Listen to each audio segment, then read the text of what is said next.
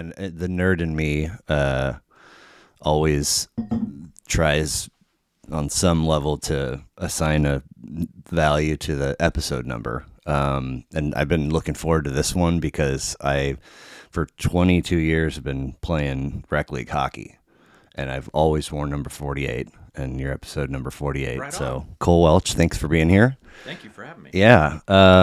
So we discovered just a minute ago that we're both former Lancers. Are you born and raised here? I am. Yeah. Okay. Yep. Um, Research Hospital. okay. Just Yeah. right over. That's where my sister was born there too. And how did your folks meet? They met in college. Okay. Where at? So at K-State. Nice. So my dad's from southern Kansas and my mom's from the Chicago area. Okay. Cool. And you said you have two younger or? Two younger siblings. Okay. Yeah. And did mom and dad play music in the home when you guys were kids, or? Not really. I mean, they had a handful of records. It was usually like Carpenters or Neil Diamond, and they had this beatnik poet they liked, Ooh, who? Rod McEwen, Okay. and we used to listen to. I had all these Rod McEwen poems memorized. Spoken word Yeah, it was album? all spoken word Nice. albums, and I memorized at like age 5 a cat named Sloopy. Nice. So but yeah, it just I always loved music, and I think when I was probably 6 or 7, and my dad gave me his old turntable and took me to Peaches Records at 75th and Metcalf. and said, "You can have any album in here you want."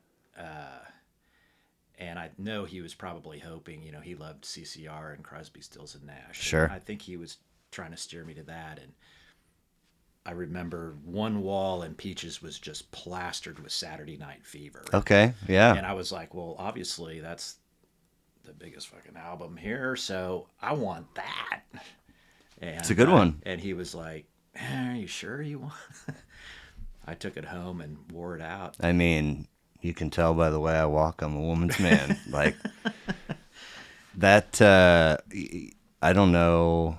I mean, it's somewhere in the early '80s. I first, I remember seeing that movie on TV, and being like, "This is when I listen to this disco shit. Like, I want to like move my hips and shoulders. I've never had that feeling before." Right, and then you right. see the Bee Gees, and just like, "Oh my God, this is amazing." Yeah. I can't say that the entire record is, but I mean, there's a lot of good stuff on it. Oh yeah. Yeah. So before I forget, you were doing a recording session yesterday, and you said with a fairly new band. Right. Yep. We've been playing together some of us been playing together for about a year, but our bass guitarist just joined us maybe 4 months ago. Okay. 5 months ago, something like that. Yeah, and we're all older guys. Yep. I think Phil and I are both 50, and we range 50 to 55, and professionals in other ways, and we just all love music and playing music. And You guys it's been an absolute blast. 4-piece, 5. Okay. 4-piece, yeah. Do you have a name?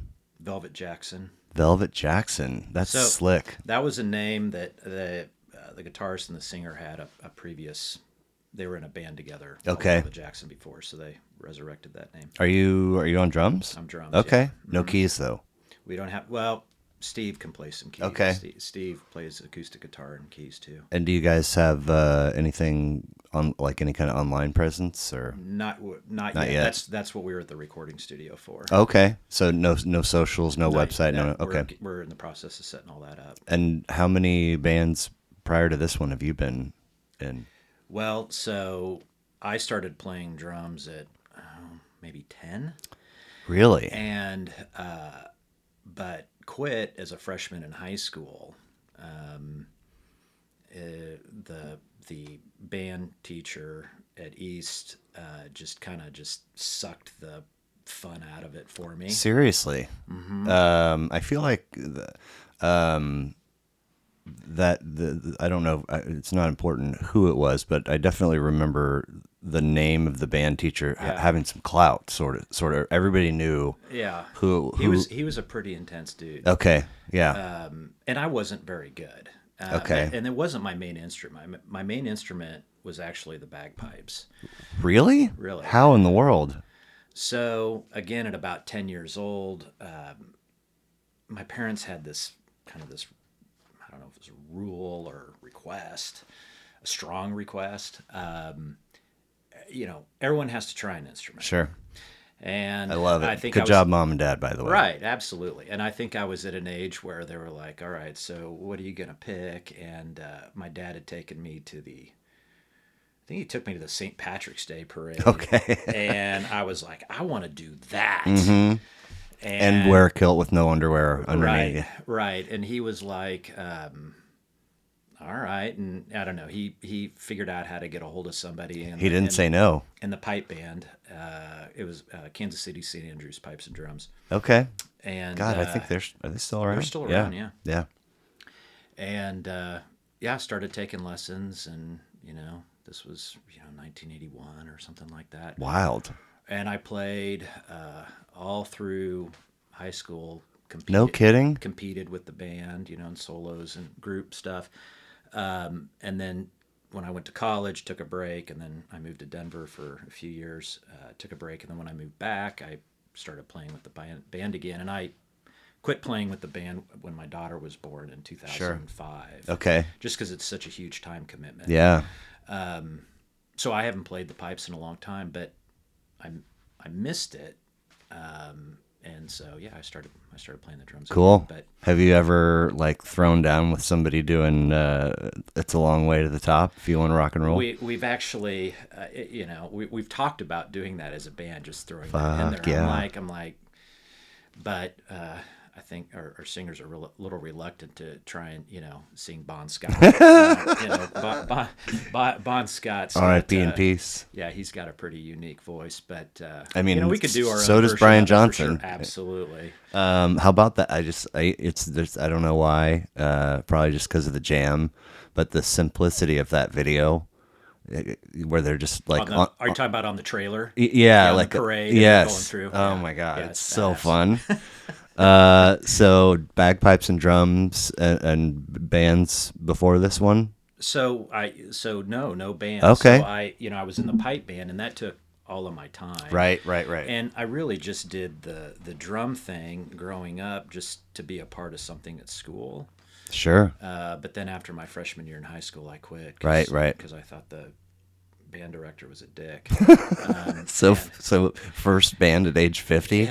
Yeah. So absolutely. Fuck so yeah, man, that's awesome. And so fast forward a number of years, divorce and all that stuff. And, really? And, okay. And my son was turning 10, and I kind of had the same rule. I'm like, all right, well let's try an instrument. So for Christmas, this would have been he's 19, so 9 years ago this Christmas, I bought him a drum set. I probably bought it more for me, right? But I bought him this awesome drum set, and he just took to it. Did you snag it from Explorers, or they? No, I bought it on Craigslist. Okay. This old vintage Rogers kit, because my drum teacher growing up had a Rogers kit in his studio at the Tune Shop in Prairie Village. Bill Schrader and Larry Crabtree guitar lessons for me at Tune Shop. Yep, and my kids. In the basement down there. Yeah, and my kids. We go there now for Village Music Academy. Do they still have those rooms down there? Dude, I've got a picture of them at the Tune Shop. As you go down, the sign is still there. Yeah, God, and it's there's halls of rooms full of, you hear somebody just doing a shitty oboe pickle. I mean, it's hilarious.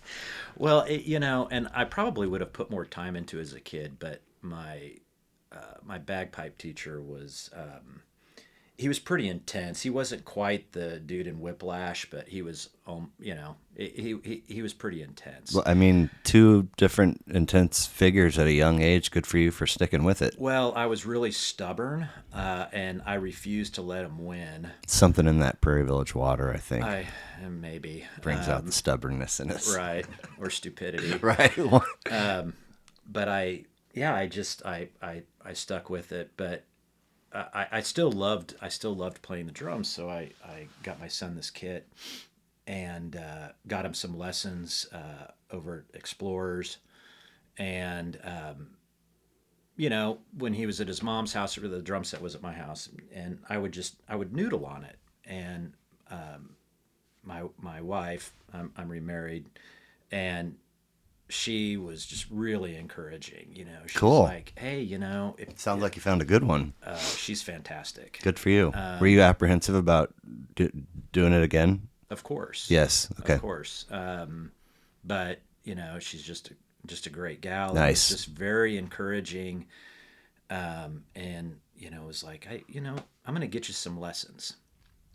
Would you be interested in some lessons? I'm like, absolutely. So she hooked me up with a local musician drummer here in town who was teaching over at Brothers Music in Mission. Okay. Sam Hoskins. Okay. And I took lessons from him for about a year.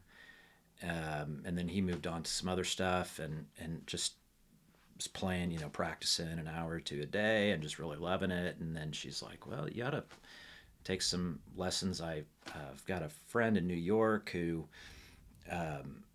is taking lessons from this professional jazz drummer in New York City, and he does online stuff. Would you be interested in that? And I'm like, sure, yeah, that'd be great. You had this is all my wife's encouragement, which is fantastic. But zero reservation about doing online lessons for you? Well, I was like, how's that going to work? Yeah. But I've been studying now with him for about 3 years. Okay. And it's his name's Jay Sawyer. He's fantastic. Nice. And I'm a deadline-driven person, and so if I have material that I need to work on, and I've got a lesson coming up, or I've got a rehearsal coming up, or gig or whatever, I'm this deadline-driven person. So I like to prepare for it. Does deadline-driven that can exist without procrastination, right? Because I think I say that about myself, but I think there's a lot of that happening just for me. Are you? I'm a terrible procrastinator. Okay. But there's something about kind of performing under pressure, right? To meet that deadline, right?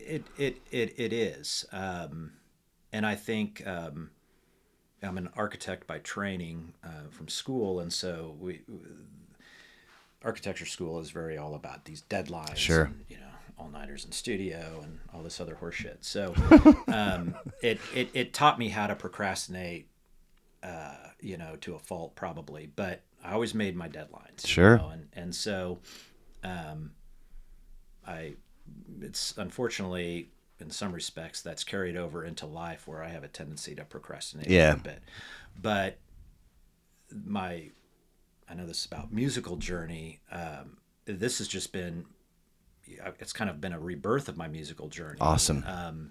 And at 50 years old, there's a part of me that's like, what am I doing? Am I like, just some middle-aged guy that's like trying to, relive some, youth dream of, like when I'm sitting in my bedroom at 14 and, listening to Rush and thinking I'm Neil Peart, am I, sort of holding on to some sort of nostalgia? And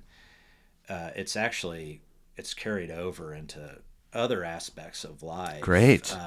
And it's been really exciting. And now it's, I keep moving the goalposts. It's like, okay, well, my goal is this, and then I achieve that, and I'm like, who's to say a 50-year-old guy can't start playing drums again at 40 and still be good at it? I mean, dude, and I love the craft, right? The craft of drumming. Like, there's way more value in a rebirth, rediscovery, loving the craft, having an encouraging partner, and forgetting about, like I wanted to play. I mean, I loved. I would sit in my room and listen to music plugged in with the liner note. I mean, and I for whatever reason, leaned heavily in the guitar direction, and that's why I ended up buying one from the tune shop and taking lessons there. And it was like, kind of a fit in, sex appeal, like appreciate what these masters are doing, and so I want to do it. But there's something maybe even more valuable about stripping some of that stuff away and just being like, no, this just gives me joy. Like I love doing this. It's artistical expression, so I think it's awesome. Yeah, I've always been one that I need a creative outlet. Yep. And I mean, professionally, I'm able to be creative, which is nice. But even just in, I like working with my hands, whether it's building stuff or welding or carpentry or, I mean, I like doing stuff. Yeah. Well, if I remember, maybe if you remember, on our way out, the gal that used to live across the street, she divorced, 2 kids. The youngest, I've been here for 10 years. The youngest is just now like 22, but she was for the longest time like our primary babysitter. And then when she finally moved, like, so the older one kind of moved out when we were still somewhat new to the house. And then when she moved out, the mom was like, this is way too much house. It's silly. So she did a purge and then sold the place. But when her purge started, she was like, she sent a message to a bunch of us and was like, come look at stuff if you want to see, before I like have a sale. And then privately she messaged me. She's like, you should get this for your boy. And it was her son's old kit in the attic. Oh, right on. And I was like, how much do you want for it? And she was like, I don't know, $150. I was like, I can't not buy that. Right. So I bought it. It's in the playroom above the garage, and there's not a lot of time spent in that room, but there's a drum kit up there that's kind of clunkily put together, and every once in a while, if friends are over, people will get in. It's there if he ever or she ever wants to. I mean, Right. so I like having it, but I've also like after I bought an imitation Strat from the tune shop, and then at one point I had an acoustic, and then another point I had a bass. I got 2 Technics turntables in a coffin out there that I bought like when I was engaged. I've never ever like assembled it, but but I was like, I'm gonna get out there and Right. just whatever. Anyway, before we move to your list, you have impeccable penmanship, just really handsome handwriting. So I was like, wow, that is Beaten into me in architecture school, probably. really okay. So you gave me a 10 spot, and I think maybe you ranked them from. I don't remember the list. Okay. Because I wrote that a few months ago. Yeah. So I don't even remember. But and my list probably changes. I mean, what I listen to Of is course. always sort of evolving. Of course. And the fun thing is my son, who is he's a jazz studies major at KU. Wow. And he primarily drum set, but he also plays bass. He plays piano, guitar. Dang. He's an amazing He's a musician. virtuoso. And he's been a real inspiration to me. Cool. And so we share music, and he's a big jazz guy, and he collects jazz vinyl. I mean, he's like a 50-year-old or 60-year-old in a 19-year-old body. From a maturity standpoint. Nice. Hey, it's could be pretty the other interesting. way. You could still be hanging out at 12, and you're like, dude, Right. get your shit together. Come on. Right. That's cool. Sometimes I feel like I have to give him money and be like, this is not for drumsticks. This is for you to go like have like some fun with your friends, because he's so serious and focused. But he'll share with me like what he's listening to. Some British jazz. Oh, wow. Or German jazz, or some. Just really interesting, different that I never would have discovered otherwise. Okay, 'cause cool. So it's pretty cool. So this list, it started at 10 and went, but I don't know, because I'm stubborn or a nerd or whatever. I usually go, if there's multiple records we're going to talk about, I usually just go chronologically. Okay. Which puts us in, actually the top half of your list is like all kind of like giddy schoolboy, nerd. And the first one, I bought this because for a good bit there was a chunk of people in that direction that had dogs that were just outside barking all the time. And so I bought this just on Amazon. I was gonna like just open the window and not be visible and be like, bring your fucking dogs inside, and then duck. And like the day that it came, I feel like that stopped happening. I was like, wow. oh, anyway. But so now I get to go, this is the central scrutiny. Are you familiar? That's the common interlude thread from Joe's Garage. Oh, okay. Comes up, Yeah.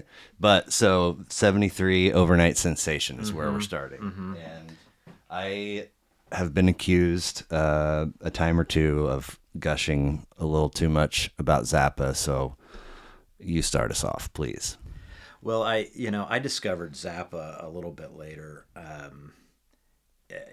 I love sort of, I think what I really appreciate about Zappa is the technical and the musicality of, I mean, he's I think was an amazing musician, but he surrounded himself with the best. And took no, you keep it clean, Well, keep it together. You couldn't. Yeah, I mean, a lot of people would turn down Zappa because they were on drugs. Yeah, yeah. And Zappa, you couldn't be in his band and be on anything. Nope. He wrote about that stuff. He wrote about all kinds of debauchery, but you couldn't practice any of that in Zappa's band. But they were tight. They're so tight. Their stuff is just really tight. And I think I love all of that 70s. Are you familiar with Joe's Garage? Yeah. Okay, so and the storyline, right? 3 acts. It starts off as the garage band. They get signed. Everybody's life's turned to shit because of music, right? And so, I mean, being in your first anyway. So how specifically Over-Nite Sensation? Are you relatively familiar with this whole studio catalog, or I'm not that familiar with. I mean, he's got like 65 50 plus, studio albums or something like that. I think it's I think I picked Over-Nite Sensation just because I like the funk in it, particularly in that album, and I love the tongue in cheek of it, and I don't know. I think that album just flows. It flows really well together. But so that particular Zappa album just jumps out at me. Okay, as kind of my favorite. But I've just listened to, I'll grab an album and I'll listen to it, and another one. But I haven't done a super deep of his entire catalog. But that's one I go back to. Me either. And when I've had some significant pockets where like I'm a student, right? And the 60s stuff never really spoke to me. The 80s, I can't really say much about the 80s stuff because I've never really given it an honest chance. So where I go is the 70s, like all of it. And it occurred to me in preparing for this, for whatever reason, Over-Nite Sensation and Apostrophe have always been paired in my mind.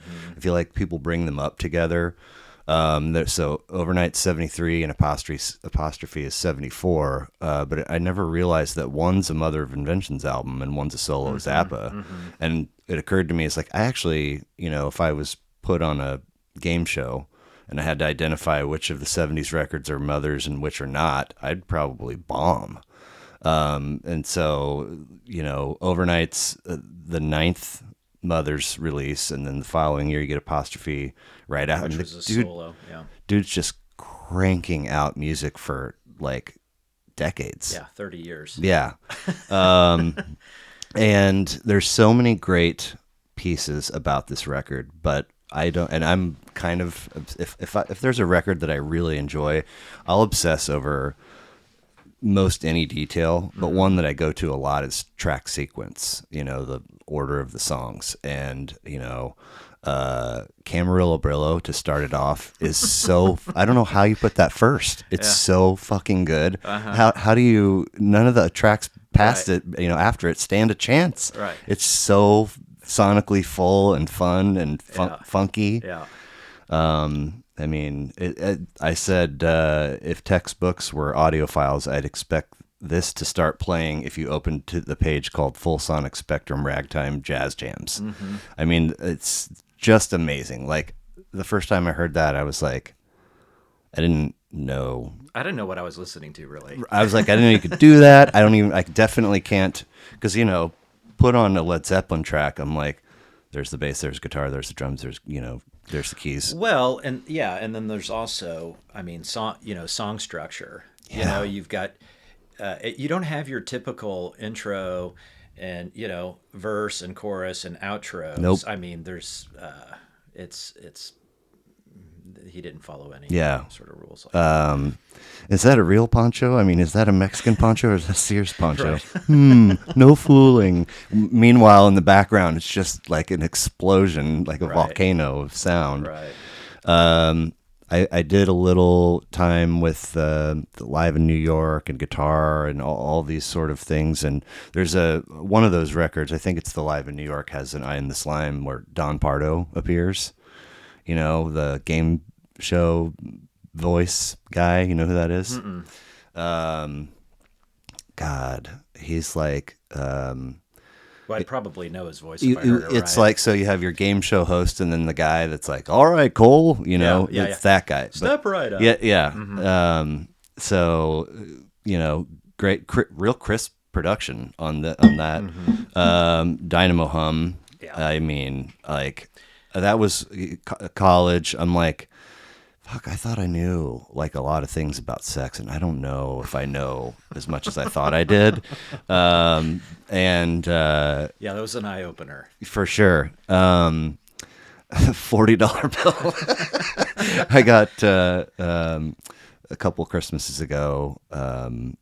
If my kid's mom has a birthday and Christmas, like, I'll take them, and Mother's Day, and we'll get something. That's what a good dad does, right? And so she was in her second house, I think, and we got her like one of these letter boards, and I ended up getting one for myself, and it's just inside my front door. And if a song is really on the brain and there's a really great lyrical passage, I'll assemble that and like put it on Instagram like a complete dork. But one of the first things that I put up there was, got a spot that gets me hot, but you ain't been to it. No.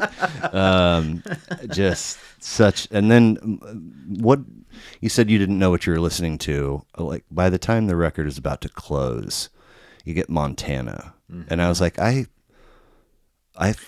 which is probably most well-known song on that album. Yes, but I've made my way through, and I was like, okay, I got it. And then Montana, and I'm like, I don't got it again. And like I can pick up on all the structural uniqueness and the changes within the song and the weird vocal stuff, but he will not let this dental floss, mental floss tycoon thing. I'm just, like zircon encrusted tweezers. I'm like, what is happening? And my favorite passage is, what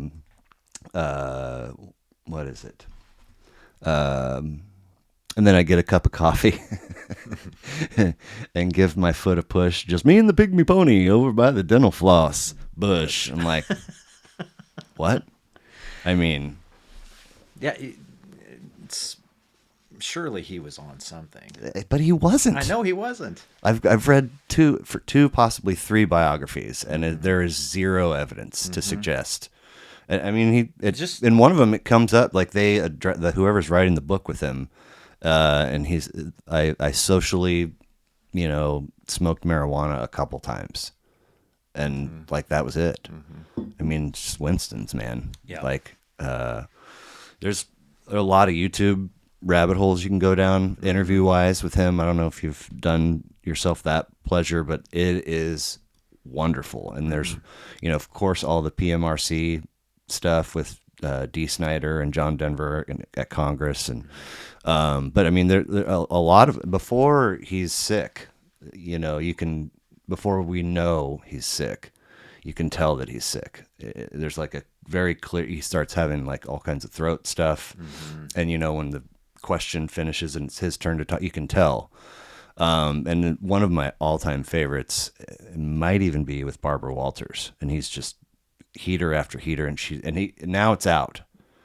He's got prostate cancer. He's gonna die, and she's like, "What are you doing?" It's like, I'm going down. He's like, "I consider tobacco a food group, and right now, tobacco is my favorite food group." I'm like, Smoke them if you got "You 'em. do you, Frank." Right. But I guess Ike and Tina Turner and the Ikeettes were brought in to do some vocals, and I feel like anytime you turn around and like Ike Turner is a piece of information associated with whatever you're doing, it's not going to end well. Yeah, it's kind of scary. Actually. Yeah, and I guess there was, so he comes in to decide whether or not Tina and the Ikeettes can do this thing that he's not even going to be a part of. And he gave some stuff a listen and was like, "What is this shit?" Was an actual quote. I'm like, "It's overnight sensation, dude. What are you talking about?" Right. It's amazing music. But I mean, I could go all day about Zappa.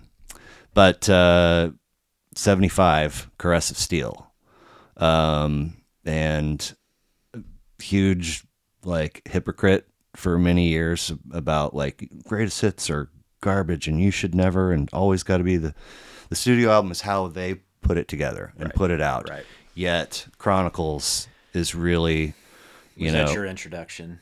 and really all I have moving pictures, of course, but I mean, I probably I think I wore out both. So we're talking about Rush. Yes, Caress of Steel, Rush, 1975. Yeah, besides moving pictures, Chronicles was it. So this was fun. I mean, I've done a couple. Do you know Brad Buckner? He's a drummer. I think it's 92 East. He drums with Casey Green. Okay. And the Tiki Brawlers, and they gigged down at the Ship, which is Josh Mobley's place. Yeah. He did an episode. I used to live next door to Josh's mom. Oh, really? My ex-wife still lives next door to Josh's mom. He had moving pictures as one of his records, and that is it. No real other Rush studio stuff for me. So tell me about Rush for you. On my list, did I go in chronological by year? Is that what No, I did? I think you went 10. Oh. And then all the way down to 1. It to me meant like these are the order of value. Okay. I think for me, Rush was sort of... Oh, that's my list. Rush for me was my introduction to really studying and listening to music. I think I was, late elementary school, and I think I bought Shout at the Devil. Oh wow, yeah. And Pyromania. Heck yeah. And had some of these records, and Van Halen 1984. Best album cover art ever. Oh yeah, little kids smoking. Yeah. My dad, I think my parents were like, "What are you listening to?" And in 7th grade, somebody had given me or borrowed a cassette or something like that of Caress of Steel. Is that how you say it? I said it wrong. Yeah, Caress of Steel, Caress of Steel. Okay. I've heard it pronounced different ways. It's like Pert and Peart. Right.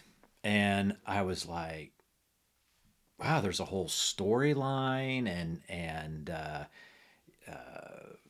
the musicianship, and having was playing the drums, and so of course I was like, I was really tuned into what Neil was doing, and How could you those not be? big cascading toms, and I was completely blown away. And from that point on, I mean, I just was, I think about that time is when Rush came out with Grace Under Pressure. So that was like 1984. And, I was just a sponge. I was going to Music Land, like every week, and buying another Rush cassette or something like Hell that. yeah. And just kind of just became a real student of their stuff. And really, that's when I started really loving, progressive rock. Sure. And then, like, old Genesis and Oh, wow. Yes and all of that kind of stuff, and Selling England by the Pound, and I kind of just went down that whole progressive rock, Cool. Which was real popular with the ladies. Awesome, man. Do you play Dungeons and Dragons too? Right. They're like, it's like, we like The Cure, right? And I love The Cure too, but I was like, you like Rush? You're weird. So well. So Chronicles is a 2, and obviously I knew Tom Sawyer and Limelight and Working Man, all the things that you would get off the Fox or whatever. But there was a lot that I didn't know, which were big time treats: YYZ, La Via Strangiato, and Bastille Day. I always the trees. I mean, I just got goosebumps thinking about that. But I was really pleased to see that. I didn't know that Bastille Day kicked off the record that it was on. First song on that album, yeah. Geddy is so crisp on some of the parts of this, but fascinating. That was their third album, and when they toured for that, they called it Down the Tubes Tour, because they had their second album, Fly By Night, was, their first and second album was, did well. Second, Fly By Night did well. It produced Fly By Night, and it got radio play.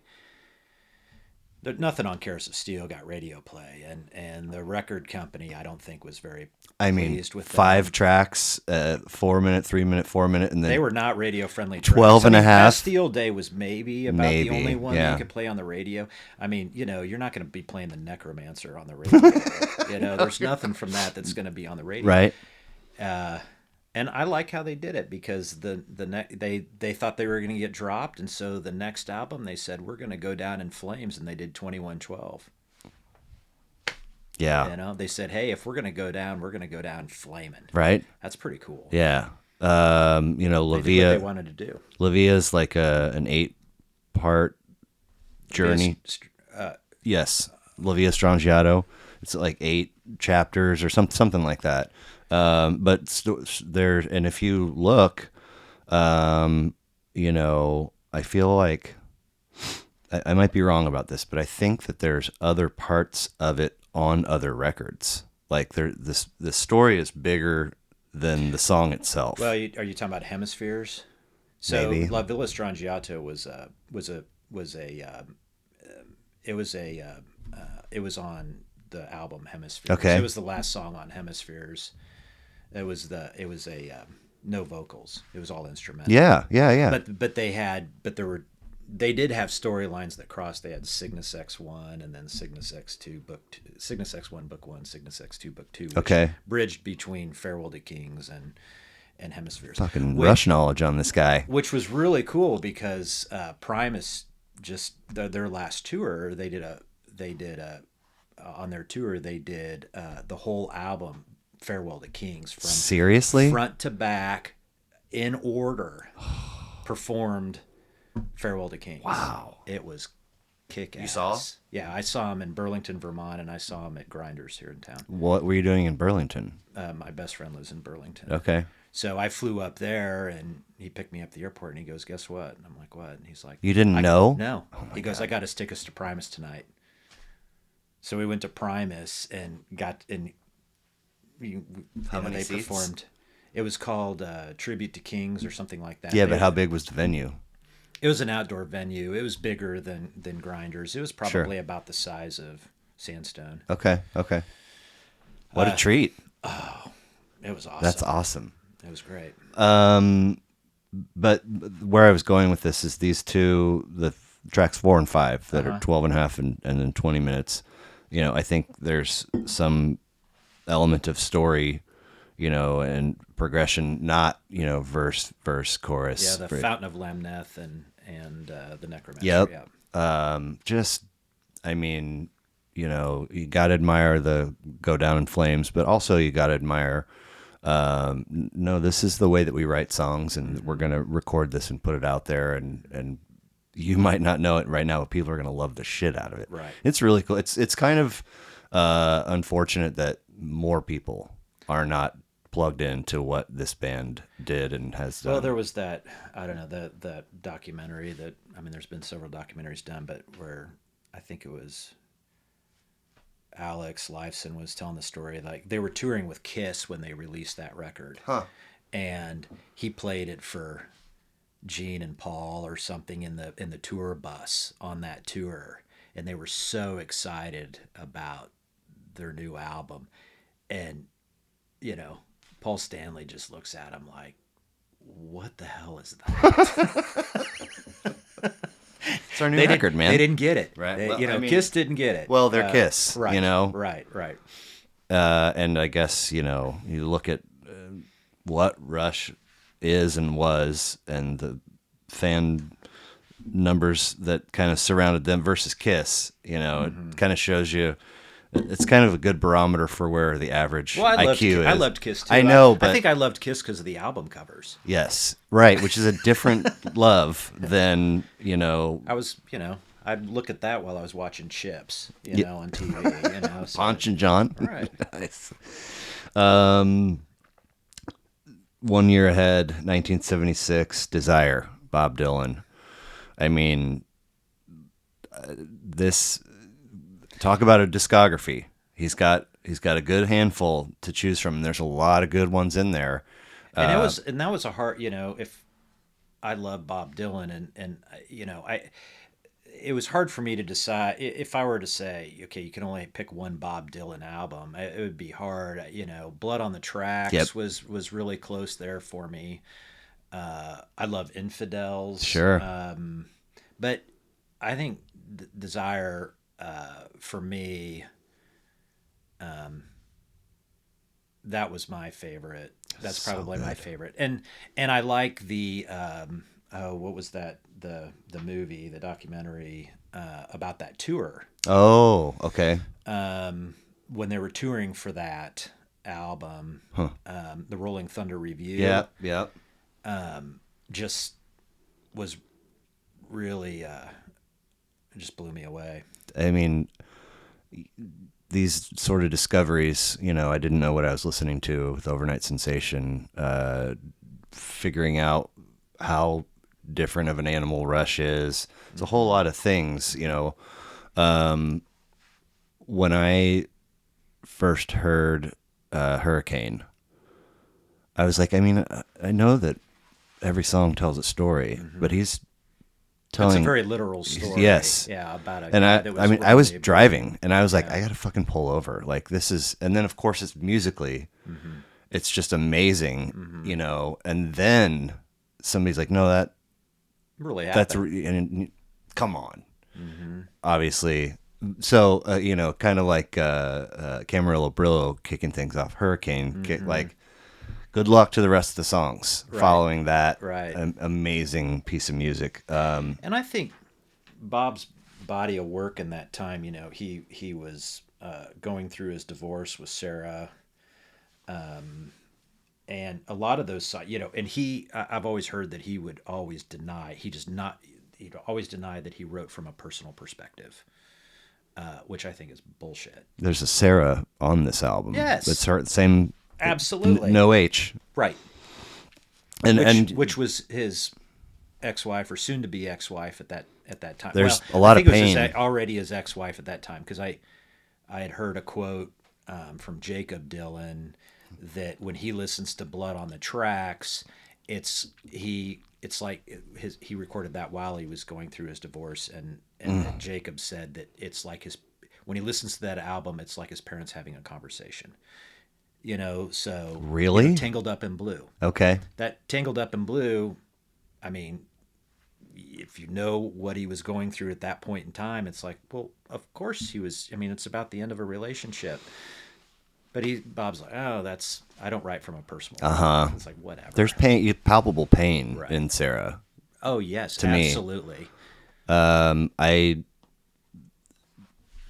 was on newspaper staff at East, and then I went to Pitt State for a year, and it's like, this isn't for me. Moved to Colorado, took a year off, ended up Fort Lewis.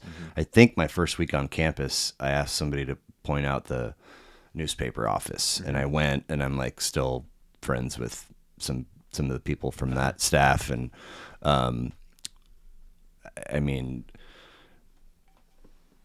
so two of them and I after college started a blog together, and it was fun. We were like making money and getting paid. I was like cutting them checks, and we're selling shirts, and it was just all Chiefs Broncos, which for 10 years we had a tradition where it was like they'd come out for the Broncos game, and I'd go out, and then other significant others get involved. No Broncos fans are traveling for any games at this point in time. Thankfully, that's but so that eventually the joy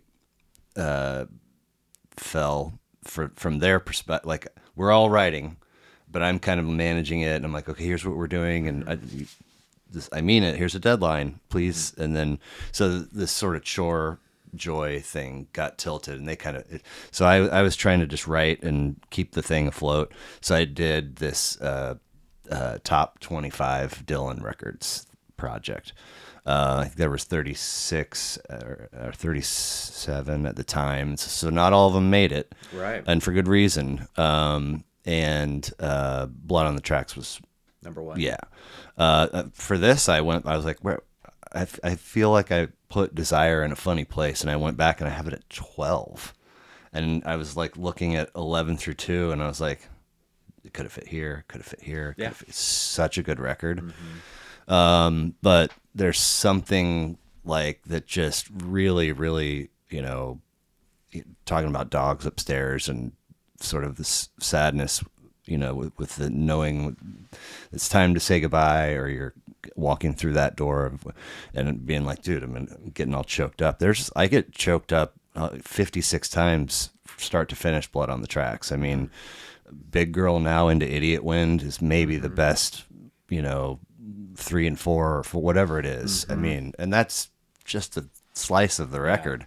But and I could have picked either of those two, and I think a year ago I probably would have put Blood on the Tracks, but within the last year I watched that Rolling Thunder review. Okay. Which just watching his performances, and he's doing he would come out and he had, white face going on while he's performing. Just, he's an odd duck. He's always an odd duck, but the band that he assembled for that tour was just unbelievable. Yeah. So the performances they did, and of course it was I'd heard it was a loser in terms of, because they were trying to play small venues.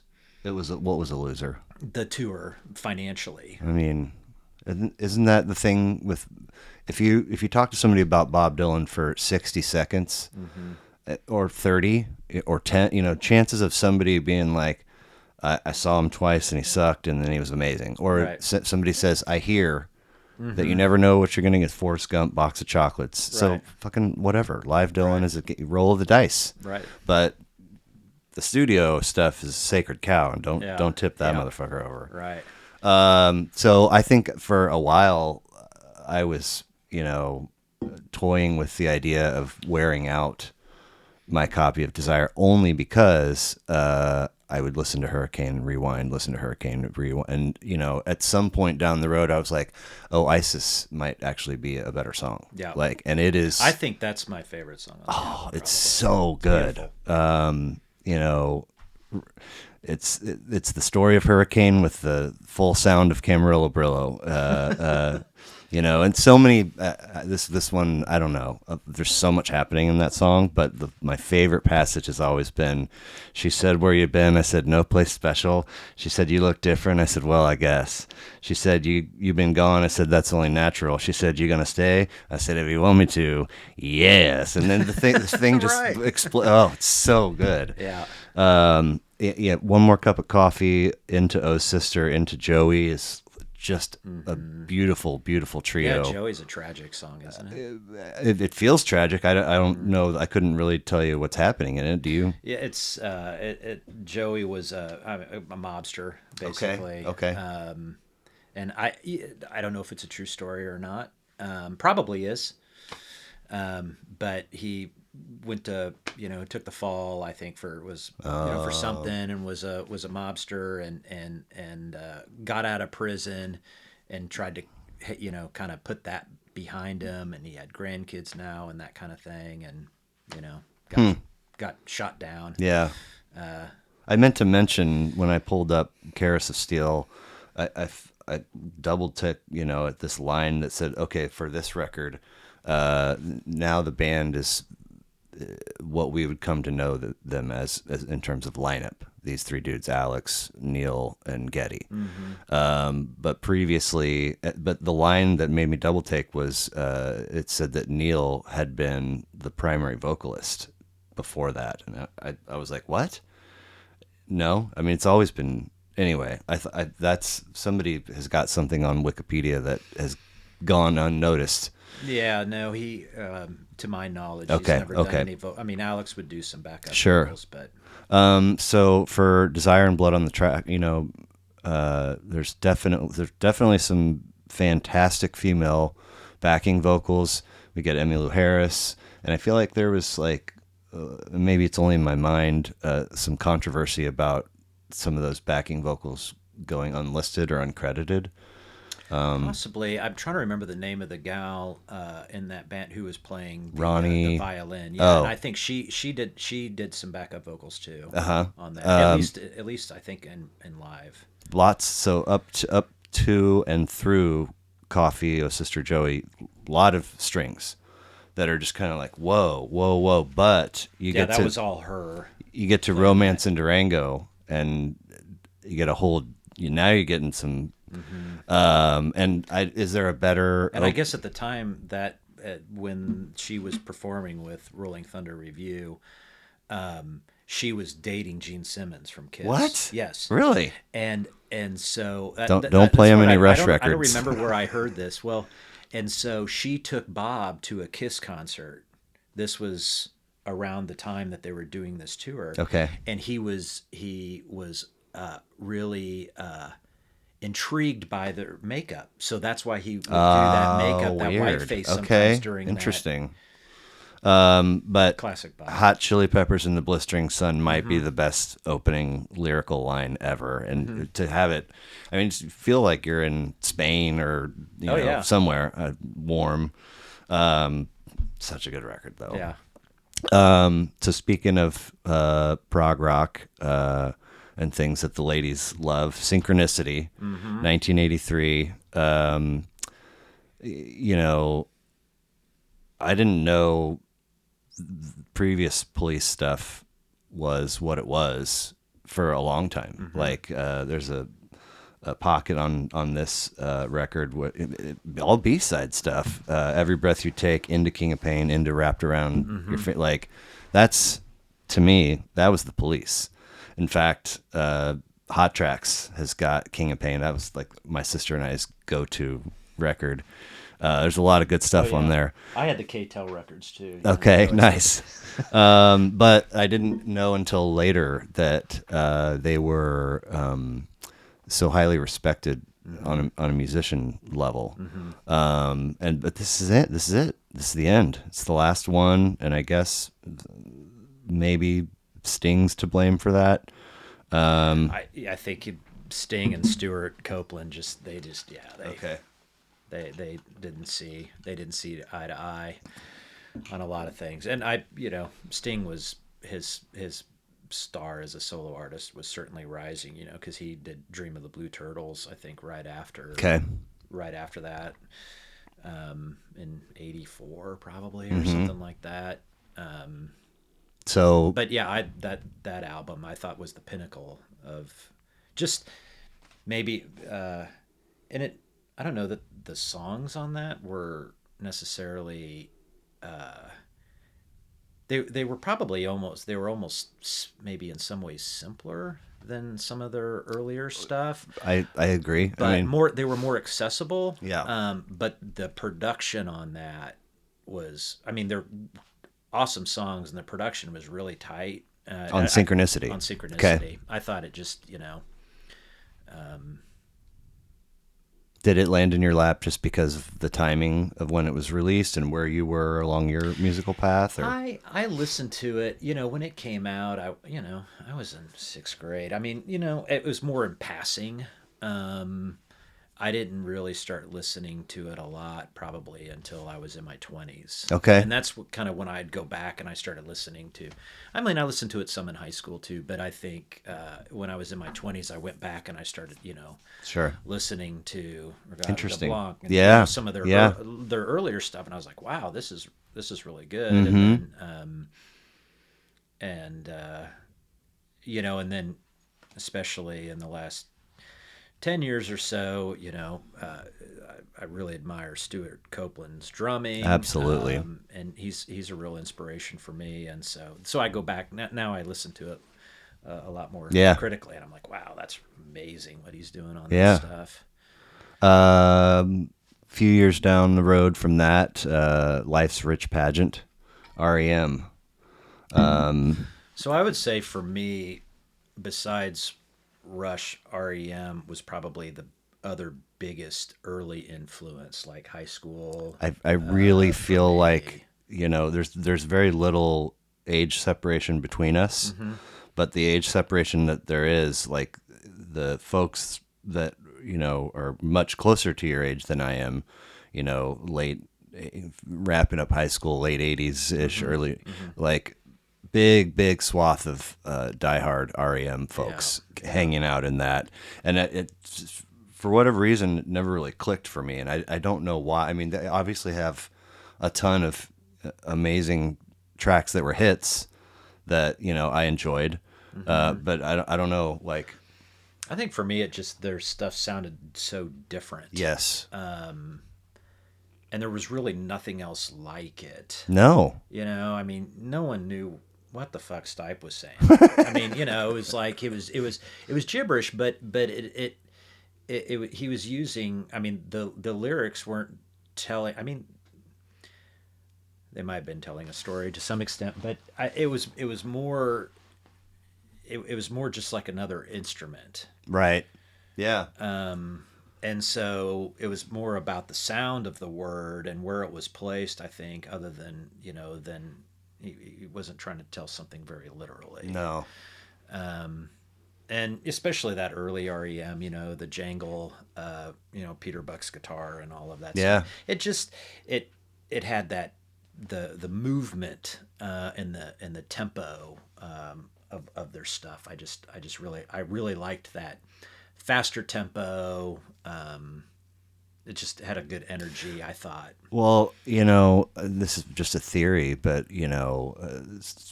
sort of seeking something different, even if you're not aware that that's what you're doing. Like, that was a weird time, like this, you got this sort of oldies and then the 60s and rock, kind of all these branches, and into the 70s, and you're getting like R&B and hip hop and all these other things happening. And then you get to the 80s and it's like, what is everybody doing? Like, it's all technologies. And so, but there's still this, bands are amazing. Mm-hmm. It's a, Well, and it changed. I mean, I think for me, REM, I got it was very different than the other things I was listening to, and I discovered, I'm sure, like a buddy or his buddy's older brother or something kind of introduced us to it, and like with Life's Rich Pageant, that was kind of when their stuff started becoming maybe a little bit more accessible. They had like Fall on Me, which is kind of this environmental song about acid rain or whatever, or Cuyahoga, mm-hmm. The River Burns, or whatever that line is, but the kind of this environmental consciousness, Right. which appealed to me. They kind of were standing for something, and I thought that was pretty cool at that age. Yeah.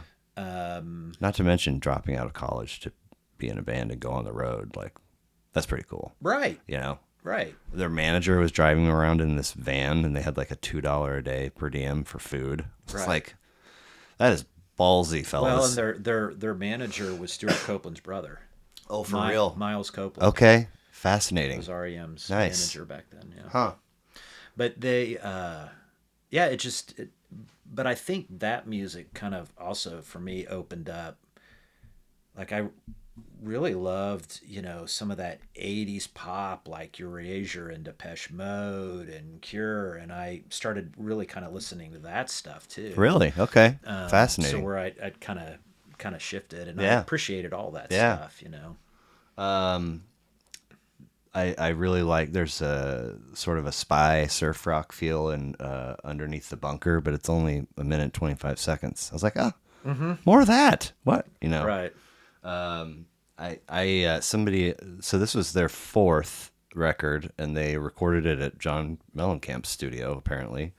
And I'm drawing a blank right now on I think the record that came out before this one. The Long- album before this one Yes. was it was either Fables of the That's Reconstruction it. That's or it. Reckoning. I think it was Fables of the Reconstruction. I think Reckoning was 2. Uh, Murmur was 1. okay. Reckoning was 2. Fables of the Reconstruction was 3. This dude that did episode 24 picked 2 Tool records, I would listen to Tool on the way here. a Metallica record, and Fables. And I was like, what? Oh, Fables is that's kind of that's obscure. I mean, I like Fables. It's not my favorite. It's kind of dark. It was personally, and like I got a lot of respect for R.E.M. and the fact that they, for me that was kind of like my the first time I saw, not that I'd had this word associated with, but kind of fanboy. Like, man, every time I turn around, there's like a group of people, that are either writing R.E.M. on their 3-ring binder or talking about Trapper Keeper. Yes, exactly. So I was curious to dig into Fables, and I think Driver 8's on that one, isn't it? my mom's place, and so whatever, it was up the street from the tune shop, and she had zoysia in her backyard, and it would destroy me allergy wise to cut the grass. And so what I would wind up doing typically is like, it didn't occur to me at that age that like it would probably help considerably if I just showered after I cut the grass, but I just want to get back on the couch and watch TV or play Nintendo, whatever. And so I would put like a cold washcloth to try and help the irritation in my eyes, and it would never work. So I would end up having to take a Benadryl, and it would knock me the fuck out. And I remember, sort of just wanting relief, and then all of a sudden feeling this sort of wave of drowsy, and then I'd be out for a nap. That's how I felt trying to get through Fables. Was like, I just got this Benadryl, trying to drag me down, and I'm like just trying to stay. And so I was like, I wonder how this is going to be. And it was not quite as dark. You had some nice little variations that I didn't find with the other record. But I mean, there's something, man. And then who knew that, you turn the corner from 86 and you're 91 and you're losing all that. Now they blew up. Yeah. An Automatic for the People, Yep. I think, was their other. I mean, Document was great. I mean, Green. But that album was huge. That Automatic for the People. Well, you get Superman to close this one, which I was familiar with. Right. Not a whole lot of radio play until that time, but there's always a Orange Crush. I feel like got Superman got next some album, yeah. Or after Document, yeah. So speaking of the early '90s, are you doing okay? Yeah. You need anything? I'm doing I great. figure we'll just plow through it. Sure. Okay. I personally might have to pee soon, so we might have to take a break. But 93, Siamese Dream, Smashing Pumpkins.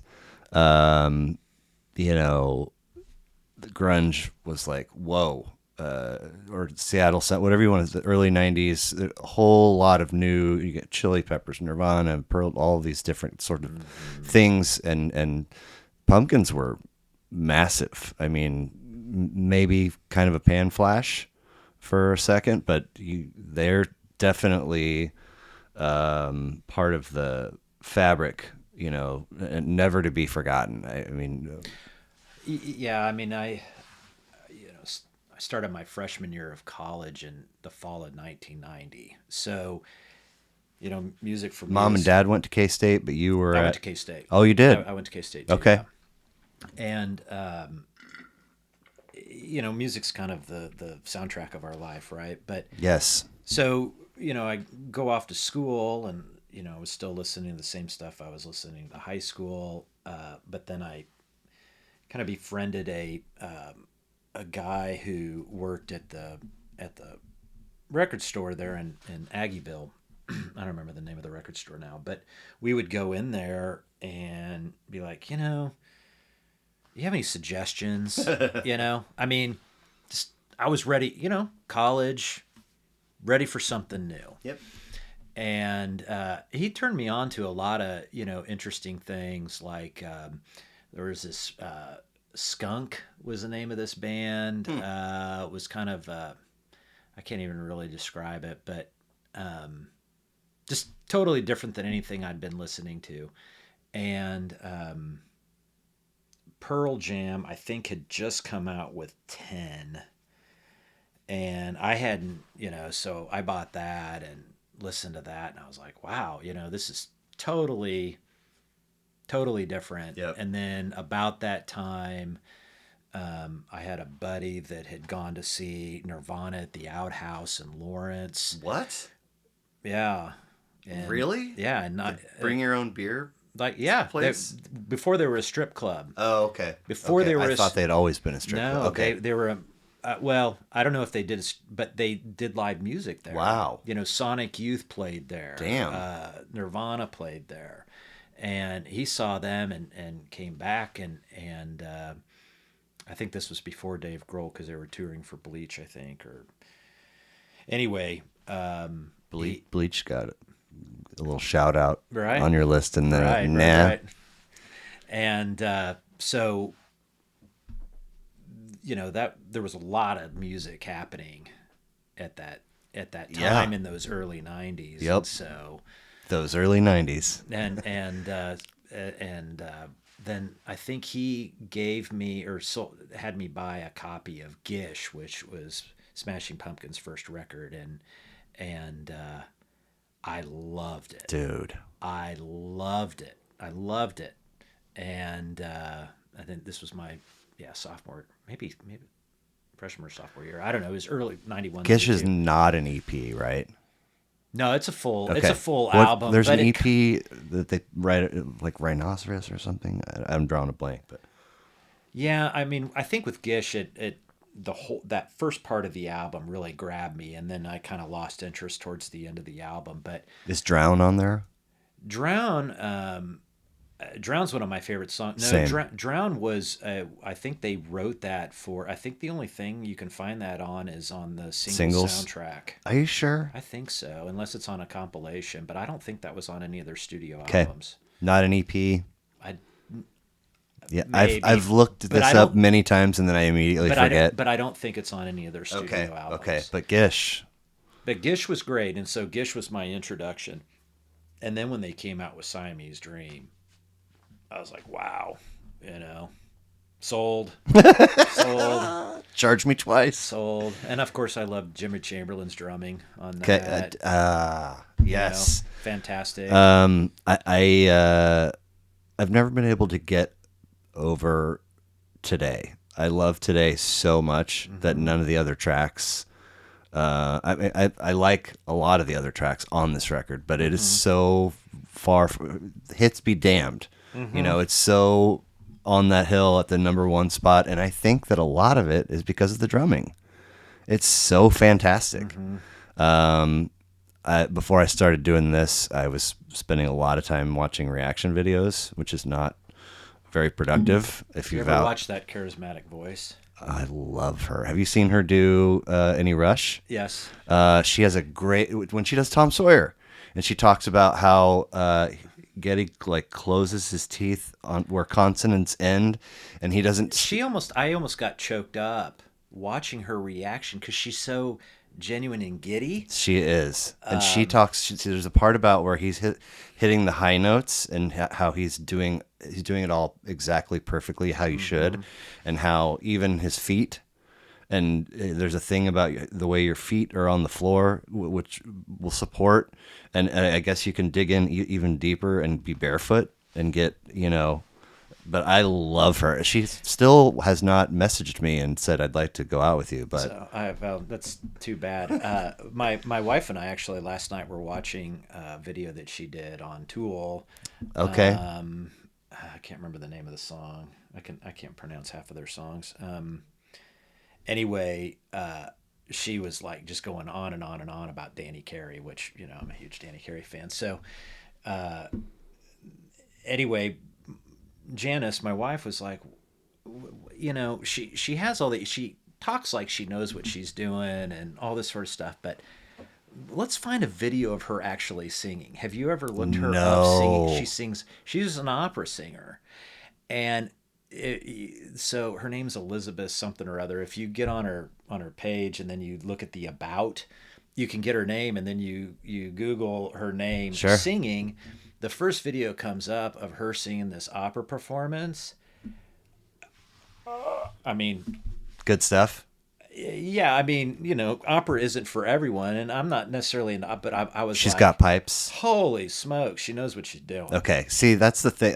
I've never suspected, but there's a lot of, I think there's a lot of fakers out there. Sure. In the how have this many people never seen Forrest Gump or what? I think there's a lot of fake tears going around. Anyway, one of Brad and Lex is this couple. That's I got their hats. You know what I mean? They're just really cute. He is completely, all he can do is lyrics, and that's how he absorbs the story or whatever. And she is all about the vibes and feeling. She's really cute. So when I was doing this, I was like, I feel like I've seen them do Today, and so I pulled it back up, and I don't think they were wowed nearly as much as I think they should have been. But she has a great way of kind of putting a synopsis or a summary on, and so she's talking about kind of this. The softness of Bill, and then the pop of the drum and the distortion or the gain or whatever in the guitar. And so she's like, it's heavy, but it's not. And she's like, it's kind of like The Rock, The Rock is this big fucking guy, but he's not scary. Right. That's right, perfect. Right. That's perfect. Right. Folks love. Cherub Rock, such a great opener. If you didn't, yeah. A lot of folks love Mayonnaise. There's a lot of really good tracks on this record. There's a couple that are not from track 2. I don't even remember the name of it. Whatever follows Cherub Rock, I'm always like, nope, skip it. It's too much. But I know Today's coming, And so I had a buddy.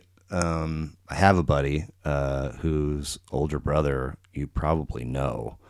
God damn it, what is his brother's name? His last name's Lee, Korean. He ended up going to Stanford. My buddy's name is Ed, and anyway, he had to have been right in your. Into Brian Lee and Crystal Lee. Anyway, he twice has been like, I'll do it, and Siamese Dream is going to be the record. And both times he's like, no, I don't want to do it. But I've prepped for it twice, and so it was on in the car, and my son was like, what is this? and they always are looking at album title and artist name and song name, and he's like trying to figure. So, we heard some today. We heard a handful of tracks, and then when we pulled into the garage, we weren't out for very long, but enough to get 3 or 4. And he's like, I think I really like this record. And I was like, he's 9. I'm like, fucking love you, dude. Yeah. Like, Yeah. So I was like, that means we gotta go. That's how I burned music into my kids. Nice. Just riding around the truck, listening to dad's music. Yeah. And pretty soon, it just kind of clings on them. Yeah. So I was like, you know what? I have like these sort of fleeting memories of thinking that the video for this tune was really cool. I remember him like driving an ice cream truck. We should go inside and watch it. There's so much making out happening I was like, just every time he drives, there's people making out, and they eventually like kind of take over the ice cream truck. It's like, Dad, I don't like this. Yeah, I just kind of, it's okay. But sticking right in there, 93 to 93, August and everything after. I was like, wow, I haven't gone down the Counting Crows road in a long time. How did this one? In '94, I did a semester in Europe. Wow. In Italy, and then I traveled as part of as a K-State student. Okay. And then when school was done in April, I traveled for several months by myself. A lot of it by myself through July. So August to July, and I had a Walkman, and I only had a couple of cassettes. To last you several months. Right. Okay. And so I had a little 12-spot Case Logic. I still have it, but it's more than a couple. Yeah, I just had a Walkman, and I had a couple cassettes. Wow. And August and everything after was one man. of them. Okay. That's really tender. And so I just listened to it all the time, and I just kind of, I just love that album. I think that this is a really beautiful record. It's a great record. I think the amount of the frequency with which we were fed Mr. Jones soured it a little bit. Like, Murder of One is, I think, the best song on that album. Murder of One. It's the last song. Okay. On the Okay. album. Well, you get deep in there and you start getting stuff like Sullivan Street and time and time again. There's so many great tracks on this. And the whole Mr. Jones thing is weird because that wouldn't be the biggest violation of counting. What would be later would be the paved paradise to put up a parking lot and just kind of being like, I don't like that at all, but I liked, because this to me is I like, think it's how it's packaged and assembled and the order in which yes, it's done. But also it sort of feels like there's like a kinship to like the Samples and Big Head Todd and the Monster, and there's something about that particular vein of the early, a lot of samples, right? And this made me want to listen to the. There's a lot of really good stuff happening on here. Perfect Blue Buildings, very very crafty track. I remember, I don't know why, but I fell in love with Time and Time Again immediately, and then revisiting, and the bass line it's a very simple bass line, but it's very accessible in this song. Well, and that album gets a little bit sadder and darker as it moves through. But the last song, Murder of One, it totally it flips it around. Interesting. In terms of it's a much more. It's not a happy song, but it's right. But it's an uplifting. It has more of an up tempo to it. It's just a great way, I think, to close out that album. I am gonna pee real quick. Yeah. And then do you need any kind of beverage? All right. So as we make our way through the 90s, we begin to dabble in some stuff that I've just never either didn't know or never sat down with. And The Color and the Shape, 1997 Foo Fighters. I feel like before we even begin that we should just give props to Dave Grohl for being what appears to be a super cool human and kind of being a guy that stands up for things and also has just positive energy, carried the music baton for a long time. And, anyway, tell me about your introduction to them. I had a coworker, Can you hand me that Liquid Death that I stupidly set behind instead of putting it by my... There you go. Thanks. Coworker? Yeah, I had just, after I graduated, I just moved to Denver. And I had a coworker who she was like, oh, I know, she knew I liked Nirvana and all that. And she was like, oh, have you heard Dave Grohl's new band? And I was like, no, I didn't know. And so she, gave me a copy of her, or gave me her CD to borrow, the first album or whatever. And I listened to it and I was like, oh, it's pretty good. But I, listened to it more and more. I was like, oh, this is really good. And then just kind of started following his career. This was 1995. So you like Spin and Rolling Stone or MTV, whatever you can. Yeah, and I would just and I subscribed to Rolling Stone for years back then, and so but I hadn't listened to it, and so I was like, oh, so many iconic covers in the '90s. That magazine. Yeah, and I was like, just intrigued by the whole, moving from behind the drum kit to leading a band. I thought that was pretty cool, where, he could have gone the easy route and, just been another, drummer in another band. And he's like, no, but super good for him. Yeah. Like, I mean, fuck yeah, man. Get out there and do it. And just always looked like he was having fun. And, Nirvana was always, it was kind of always this morose, just really good kind word. Of dark and sullen, angry. And then you got Happy Dave back there, right. But you didn't really know he was that happy, but he's just a positive guy. Yeah. And you could immediately tell that on, you remember that, the video for, the popular song on their first record on Foo Fighters, Big Me. Yes. The Mentos ad. Yeah. And you're like, okay, the guy's got a sense of humor. Right.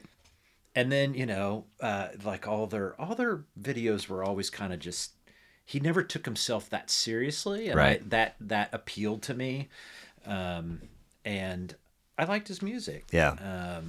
And I didn't like everything that they did, but I liked damn near everything. Sure. They did. And anyway, just I think also for me,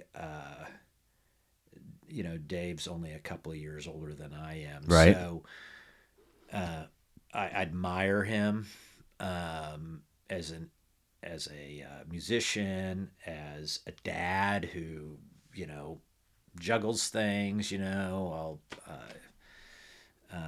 He's got, he's constantly posting stuff about, doing, and his daughter's now a music, he just seems like a guy who's got his shit together, and sure. And looks like he's having fun. And that's not pan flash.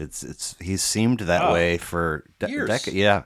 I mean, to the Nirvana, the drummer, happy drummer in the back of Nirvana, to this, to, trolling the Westboro Baptists, awesome. And then recently, did you see that the concerts that he did, in Wembley and L.A. for Taylor? That's what tributes. Holy smokes! I saw the one where he brings his son up, right? Taylor's son. Yes, and they play.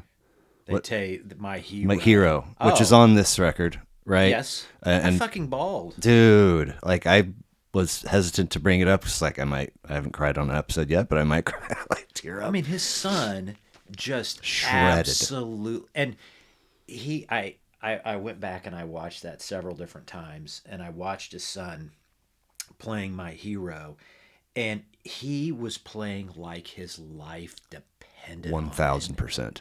And he crushed it.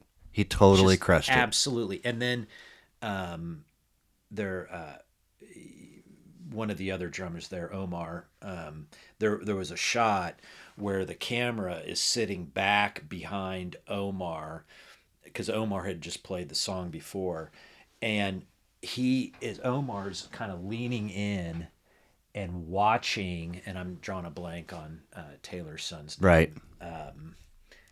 Watching him play My Hero, and he is just leaning in, and you can just see he's in shadow, but you can just see he's just watching this kid play. It's almost like he's playing for his life. Yeah. Yeah. I mean, You could tell he was playing for his dad, and that was really cool. And can you imagine playing in front of that many people? No, I can't imagine playing in front of like 10 people. I mean, to get up there and play in front of and to kill it, Wembley Stadium. It's like one of the most iconic venues in history. And My Hero is, I mean, the bass drum on that is driving. I mean, it drives the song. Yes, and you cannot. I mean, that's not an easy song to play, and he just absolutely just bashed it. Yeah, it was awesome. And Dave he kept looking back, and Dave's looking at him, and just you could tell just so fucking just proud. Oh my god, that was awesome. So episode 14, the GM of Up Down, like drink beer and play video. He did an episode, and at the very beginning, I don't remember who was the first person, this deceased person, but he said R.I.P. in peace, which made me giggle. He's a very funny dude, and so I always say R.I.P. in peace when somebody who's passed on comes up. But like no jokes whatsoever. R.I.P. to Taylor and to Grant Wall. Who we talked about briefly upstairs, but like, I mean, is this a weird deal, or did he was sick and it was totally fine, or? Well, I don't know. I mean, what I was reading about it kind of sounds like the circumstances around his death are unknown. I mean, he had bronchitis. He said right. Tested negative for COVID. He had an illness. From what I've read, he had an illness, but there was some controversy because he had shown up wearing he got detained. A rainbow T-shirt and all of that, and so you kind of you wonder. And there's Ubered to the hospital. He was Ubered to the hospital. Like there's no like an ambulance system doesn't happen over there. I'm not sure. I don't know if he passed away at the stadium. I think he ultimately died at the hospital. Did he? But I mean, his brother put up a video clip. I didn't see. I'm that. gay, and he's the reason. I'm the reason he was wearing the rainbow. And he was. I feel like he was killed. I mean, he's very emotional, and it's understandably so. But. So the circumstances around it, I think there's a lot of questions. Will we get answers? Right. Anyway, but back to Dave and Foo Fighters. I mean, My Poor Brain, which is a great title for a song, but there's some fascinating transition stuff happening in there. My Hero is just so good, and of course, Everlong is I don't show me a person that doesn't love that song for one reason or another, and I'll show you a liar. Like right, a lot of good stuff happening in this record. And what have they studio wise? Did they continue to put stuff out after this one?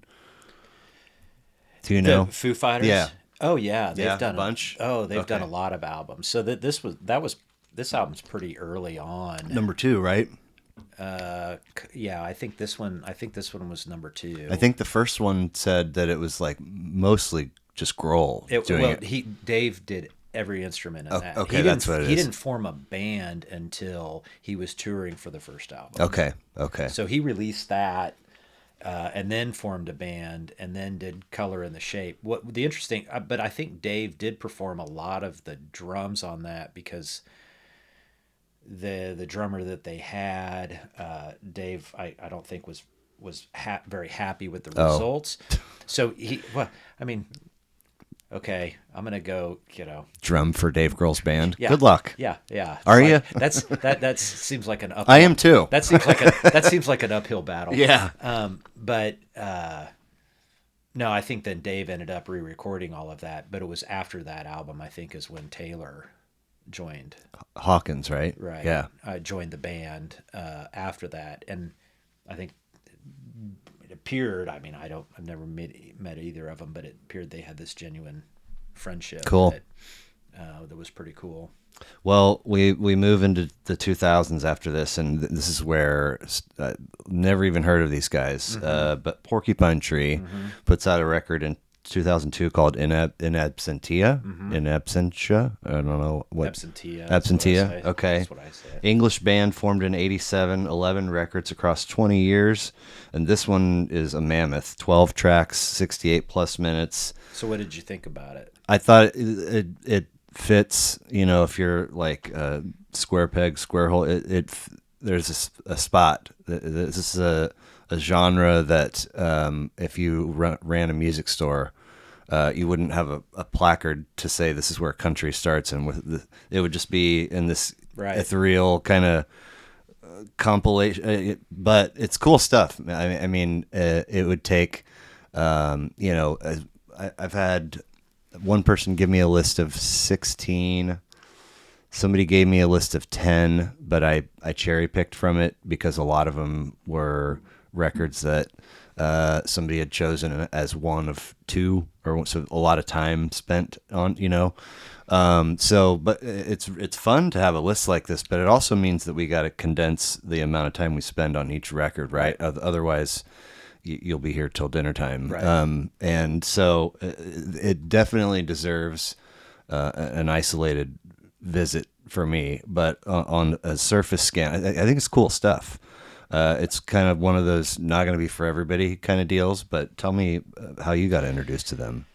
Well, they've been around a long time, and I'd heard of them, but I hadn't really listened to them that much. But my son was listening to them, and at the time we shared a Spotify account. Okay. Where we had the same login, so I could tell what he was listening to, and he vice could tell versa, what I would listen to. That's pretty cool. And so that's how we shared a lot of music, and so I would, I admire his taste in music, and so I'd be like, oh, he's been listening to this, and I'd listen to it, and I'd be like, hey, that's pretty cool. I think for me, it's more about the musicianship in the band. When I was the drumming in it is unbelievable. When I was at Pitt State, I was second. I was 201, so second floor of my dorm, and come up the stairwell and come into the hall. I'm in the first room, and two doors down was this virtuoso, like insane drummer. I mean, if he's not still gigging today, I would be really like just a gift. And he was the first person that I was like, you are like, he really, really invested himself in the mullet. I mean, like down to like it probably went into his pants, but all short. And I mean, just lightning. And like I was like, I shouldn't sit here in the room and observe, because somebody more knowledgeable of this instrument and its craft should be here witnessing this. But he, and I was like long-haired, tie-dye, dead fish. A lot of people from Western Kansas were like, that guy smokes pot. Like, they showed up. You're from Western Kansas? What? Is that where you're from? No, you grew up here. But I'm in the dorms at Pittsburgh State, and a lot of people from Western Kansas that showed up, and I like don't think they've ever drank, smoked, maybe not had sex, Right. So I'm, and like week one, I have 6 dudes in tube. We get busted, just passing like 6 joints around and just hoping that and but they're like, so yeah. But he wanted to like connect big time, because he knew. I mean, I brought all my tapes. You know, at that time I probably had 3 or 4 hundred wooden, and he was just he wanted me to be as invested in 2 things as he was invested in. One was hypnotism, and he tried to hypnotize me a couple times. Like, it's not working, dude. And the other was dream theater. Yeah. Oh yeah. And I was like, dude, I get it, but I don't. I'm not gonna. It's never gonna be. Oh shit! He must have had a big drum kit. He's into drum theater, dude. But I mean, anyway, that's where I was like, there's, I can totally, up until that time, if I didn't like whatever the music, it's garbage, it's trash, get out of here. Just very close-minded. And that was kind of like, oh, these guys, there's a lot that's respectable happening. It's not for me, but holy smokes, can these guys write a song? So sort of that sort of same feel, like, this is not, if you want to really appreciate it, I'm not going to like throw it on in the car and go to. It's progressive. Yeah. I mean, it's just a more recent take on a lot of the progressive rock, I think. So the girls don't like it. I mean, they don't. But there's genre jumping from song to song, and within, which is like, go all the way back to Zappa and some of the signatures, and I mean, it's like the dude that I ended up living with for most of college in Durango is from Philly, and he had like he would always see me air, drum or DJ, whatever, and he'd be like, "That's not." There's a little bit of this, but a lot of it's happening with the mixer, and he's like, that's not how you drum. And so he was the one that, he's like, try this. And tried to get me to, like, I guess, dip my toes in the polyrhythm. And I was like, oh, no, like chew gum and walk or rub. And I can't do those things. Therefore, I will never be able to play the drums, which is not true, but very much feels that way. A lot of stuff happening in here that, like, I need headphones and pencil and paper and to give it what it deserves. I mean, that's really cool. Well, how come you guys don't share a Spotify account anymore? I think he got tired of me booting him off because I was listening to it, and I'm like, well, Dad pays for it. That's right. So, that's right. Yeah. And he needs it, so yeah. He's got his own now. Cool. Which I do miss it, actually, sharing. I mean, it's pretty sweet. Yeah. So 19 and 16 and divorced for how long? Been divorced about, I guess, 11 years. Okay. 11 years. And how was it for them? They were pretty young. So 5 and they were 8.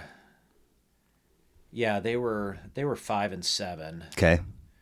That's right. But same kind of wheelhouse. But I think we were separated even before that. Sure. So I mean they were probably 4 and 6 when. Same. So I don't think my daughter even really remembers me living at the house. Oh, okay. My son does. Okay. But they were pretty little. They were pretty little. They did all right with it for the most part. I think they ups and downs like all kids. And how did things go with you and Mom across the or even up to today? Are things okay or? Things started out fine. Okay. Pretty amicable for the most part. I think as the years of.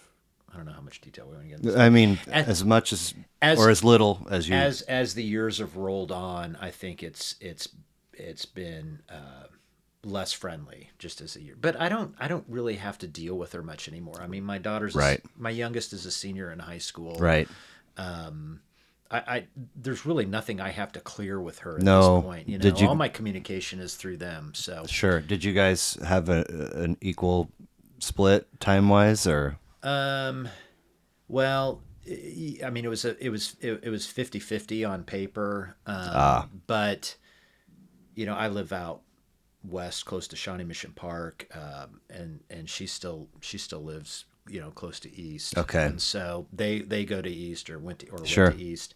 So That's a haul. they'd come back, and there was a lot of driving around. Yeah. And so it wasn't a 50-50 time thing, but I would say the time that I did get with them, which was a couple of times a week or whatever, it was quality, not necessarily quantity. Good. Good. Which was nice. Well, I absolutely love this notion of you guys sharing music, whether it's through Spotify or text or however. I mean, is she musically minded? Their mom? Well, no. Okay, so that's not a thing that he has with her per se. No, there's no music with her. Now, my daughter, she and I like to talk about music. I think she's a dancer. Nice. And so she's done competitive dance, and which is a very expensive endeavor. Uh-huh. And she wants to dance in college. So Oh, wow. she's very talented, not musically, just with dance. So, but she's got a very creative outlet that I'm very proud of her about. But we talk about music mainly because I do find that sometimes I'm like, okay, sometimes I try and force myself to listen to something more current, or, because if you think about it, right, if we were in high school and my parents were like, oh, I think, it'd be like our parents saying, Bill Haley and the Comets is the greatest ever. Well, because that was what was out 30 years before we were in high school. Yeah. So if I'm still holding on to, so and so Rush was the best, 30 years ago, my kids aren't going to relate to that necessarily. Now my son, of course, Maybe he loves Rush. maybe one day. And my daughter actually does love Rush, and Nice. she does love Foo Fighters because it was forced upon her. But Small victory. But she she likes Panic at the Disco, Okay. and the Killers, and so I've branched, kind of have reached out and listened. I mean, I'm try and listen to more current stuff. sure. And I love the Killers. I like Taylor Swift. I love Taylor Swift too. I've gotten about this far into. There's so much about her, let alone and then of course all the music that she's made. Well, wasn't there this thing about Motley Crue? Somebody from Motley Crue was just bashing on her or something. I think I read about that, and I'm like, why? Well, first of all, I'd be like, if I were her, I'd be like, who the fuck are you? Yeah. And don't get me wrong, I love Motley Crue, but she has she owned the entire top 10 recently. Okay. I didn't know that. Something like that. It's like, good for you. I mean, that's amazing. But like, there's a lot of things like that. She's an amazing artist. She is. And have you ever seen the? I've always suspected that it's real, but I'll call it a meme because I'm not sure. But it's a picture of like '87 Axl, and it's I don't know if it's a tweet or whatever, but then a girl is like, God, what I wouldn't give. And then today Axl replies and he's like, hey, and she's like, beat it. And he's like, no, I'm actually that guy. So funny. Yeah. Well, yeah. I mean, when I was a freshman in high school, all those girls loved Axl. Yeah, of course. But this, this Porcupine Tree stuff is pretty wild, and definitely deserves. Yeah, and I think from Gavin Harrison is the drummer on that. He's just a fantastic drummer. Nice. So that's probably been. I tried to give a range on this list. You did of things that that I find myself going back to. Sure. But it could have been 5 times as long. I mean, well, maybe you'll have to give me another 10 and come do another episode someday. We'll do that. So we close it though with 2007 Sky Blue Sky Wilco, and I saw this and I was like, fuck, another Wilco album.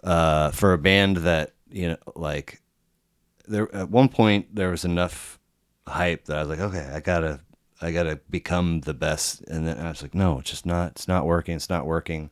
And since I started this, I've revisited a couple records that didn't click for me back in like '04, and I like them a lot more now. So I was like, okay. And I put this on, completely different. I was like, Well, what's really great about Wilco is my introduction to Wilco was oh god, what album was it? Yankee Hotel Foxtrot, No, Summer Teeth, no, it was AM, uh, Ghost is Born. Ghost is Born, Okay. and I didn't get it. I didn't get it. It was a coworker. I was working in an architecture firm in Westport, and we were listening to it in the office, working late one night, and I was like, I don't get it. I don't get it. And then I listened to AM, and I got AM. I loved AM, and I go back and I listen to AM, and then it went in 2007. A buddy left, I think, a copy of Sky Blue Sky in my car and my CD player, and I listened to it, and I loved it. Dude, it's really And I good. loved it. And that's the great thing about Wilco is it's like the weather around here. If you don't like what's happening now, Or Colorado. just wait till the next one. Yeah, yeah. You know, because they're all of their albums are very different. Well, so this is 6 of 12 for them, and AM being their Summer Teeth, Yankee, Ghost is Born are the ones that came before that. Yeah. And those are, I feel like those nobody's ever actually said this, but I've always felt like that pocket of albums is what the diehards point to as sort of the cornerstone and the foundation to their fandom. And obviously it's the beginning. So, but this, I mean, opening track, either way, like, bar none, the best opening track on a record for them of the records that I've listened to. And it's not even close. And I was like, okay, all right. You Are My Face, track number 2, impressive, swanky, soulful, cool. It's not like any Wilco I've ever heard before. Impossible Germany, Unlikely Japan. Impossible Germany's. I mean, that's my favorite song on that album. Just Nels Klein's guitar solo in that is just unbelievable. Unbelievable in So that song. there's a review, a former magazine, music review magazine called Blender, which I had never heard of. 3.5 out of 5 stars for the record. That's whatever. What I loved was the quote. It often feels like American Beauty if Jerry Garcia had taken Paxil instead of acid. I was like, I don't know if that's right, but I absolutely love that quote. That's good shit. Title track is track 4. Lovely. It's, I mean, Side with the Seeds, completely wild. Funk and Shake It Off. Hate It Here, just pure joy. And like, I kept getting like is Van Morrison in the room? Like, what's, Yeah, I Hate It Here, and that hit me later. I went back, and I think I just recently was going through a divorce, and that whole Hate It Here, and that was it was a hard song for me to listen to there for a while. Okay. I meant to ask, Janice, with the kids, is that all groovy? Okay, cool. What Light, roots of folk rock, and sort of, to me, kicking open the door for like Mumford and Sons to sort of What be Light's a great song. just a great record, man. A lot of fun. Like, I'll put this one on again happily. The rest of them, who knows? But couple more for you, and we'll wrap and get out of here. And hopefully the Chiefs show up today and don't I hope so. lose to an absolute garbage team. But so, if you could change one thing about the world right now, what would it be and why? If I could change one thing about the world right now, Sort of like 10 years after, you know? yeah. Um, Well, I know what it would be. I'm trying to think about how to describe it or explain it. Um, the tribalism and the decisiveness in the world and society today is just absolutely nauseating to me. I think I follow you with tribalism. Can you tell me a little bit more about decisiveness? The or I'm sorry, divisiveness. Okay, Not okay, Absolutely divisiveness. Yes. The tribalism and the divisiveness. My folks. I felt like growing up, I was probably. And I know this isn't a political podcast, It's totally fine. I felt like I grew up in the only Democratic house in Johnson County at the time. Interesting. One of my earliest memories was the 1980 Reagan Carter election, and we had the mock election at school, and we got to go into the voting booth and all of that. Where was grade school for you? I went to Somerset Elementary. Okay, I did too for 1 year. You did? Yeah. And then it was like coming, we're done, and everyone's like, "Oh, who'd you vote for?" And I'm like, "I voted for Jimmy Carter." And they're like, "You voted for Carter?" By the way, turns out to be one of the greatest human beings of our lifetime. Yeah, what a great Side guy. note. Right, but everyone was voting for who their parents were voting for, right? I voted for Carter, and everyone was like, "You voted for Carter?" And I was like, "What's wrong with Jimmy Carter?" I mean, you don't like know. peanuts? I was a little kid. I was 9. Yeah. And so I think about, like, I know my parents, the things that they, they're a product of the 60s, and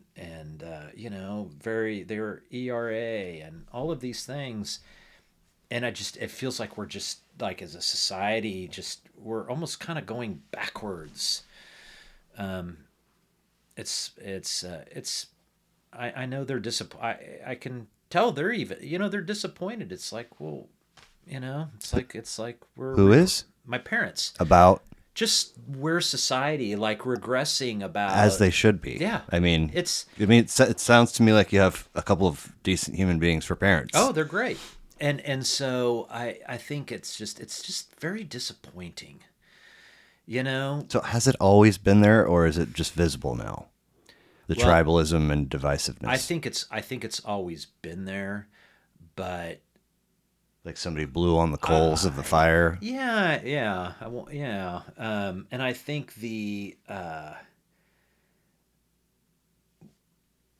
what was it during the McCarthy hearings, and who was it said, "Sir, have you no decency?" And that was the turning moment in the McCarthy hearings, right? When finally they were, all of this, you're a communist and you're all of that stopped. And, the better good sort of kind of took over. Is there some air quotes there? The better good? Right. Yeah, right.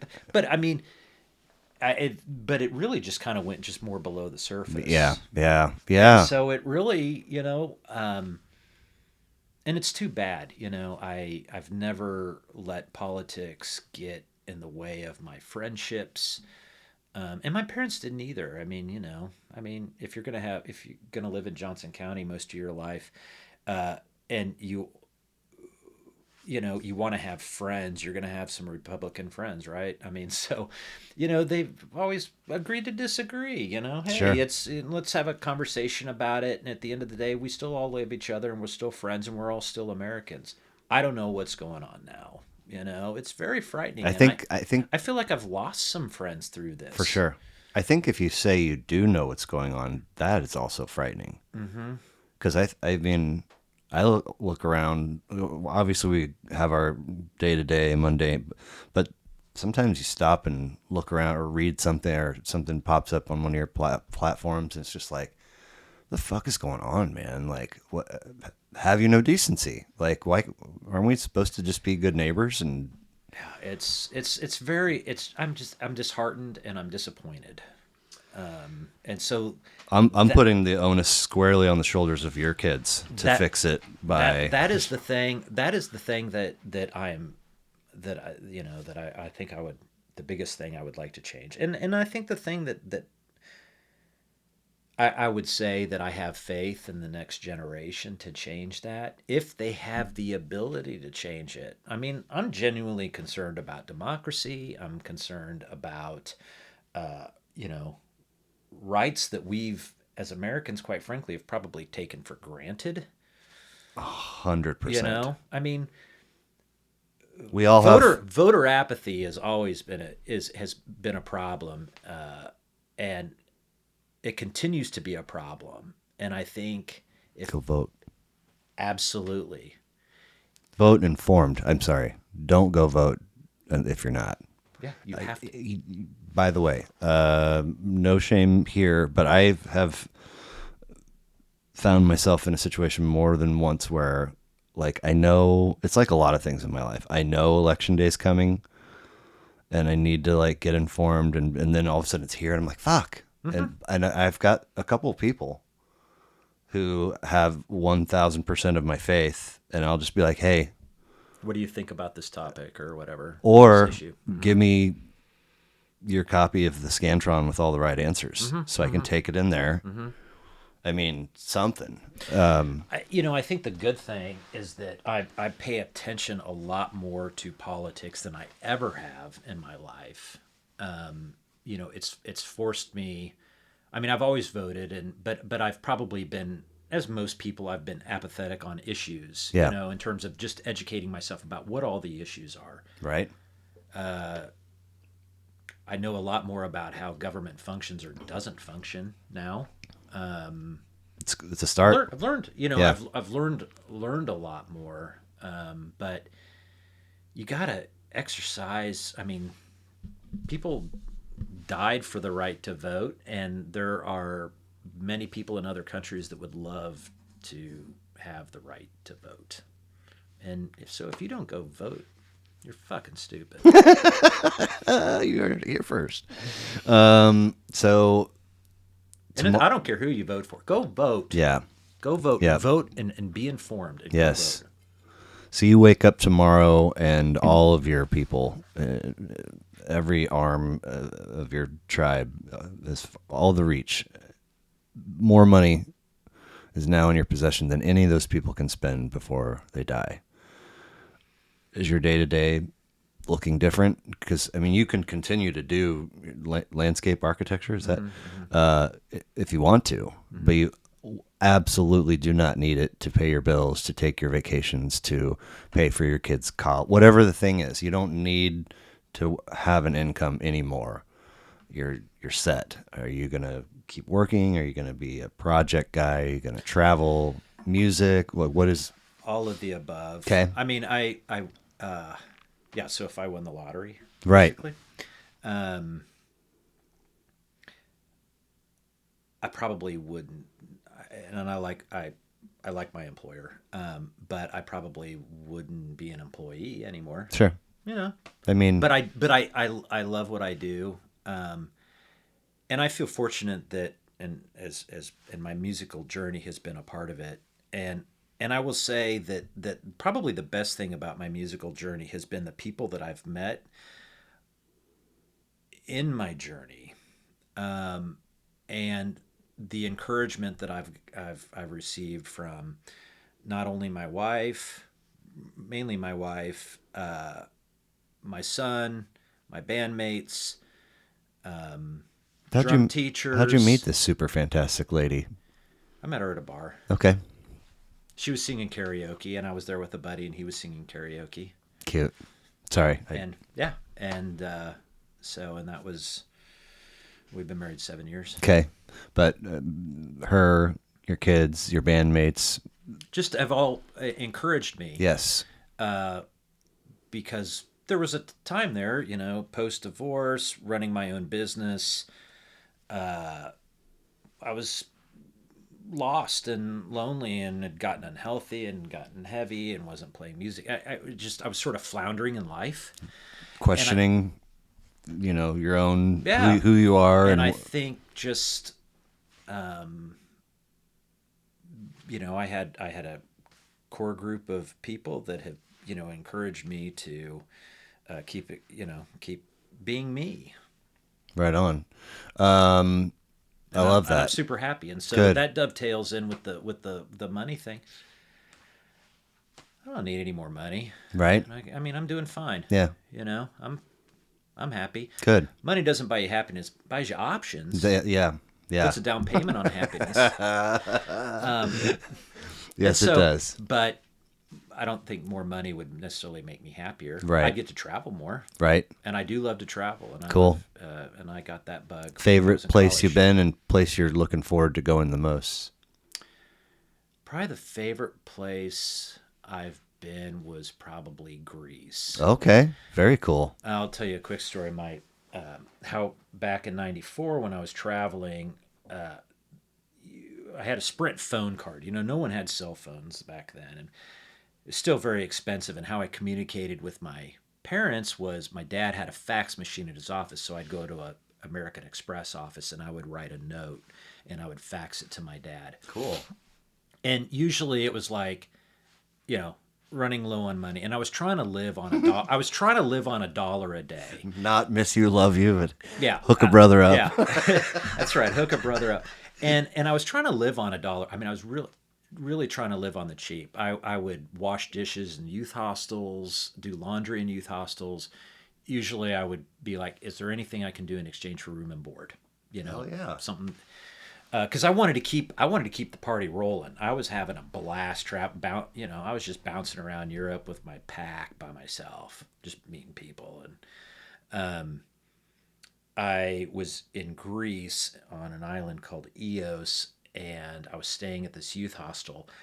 And there was a bartender. They had a bar in the youth hostel, and I had been at this youth hostel for about a week. And I remember he was a British guy, and I remember thinking he was old. He was probably in his 30s. And I was like, "So how did you end up here?" And he was like, "Just like you, man." He goes, "But I just never left." And I was like, "Right on." And I was like, "Well, I kind of think I might want to stay here for a while." It's like July at this point.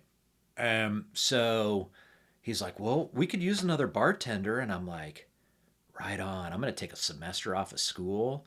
I'm going to bartend in EOS."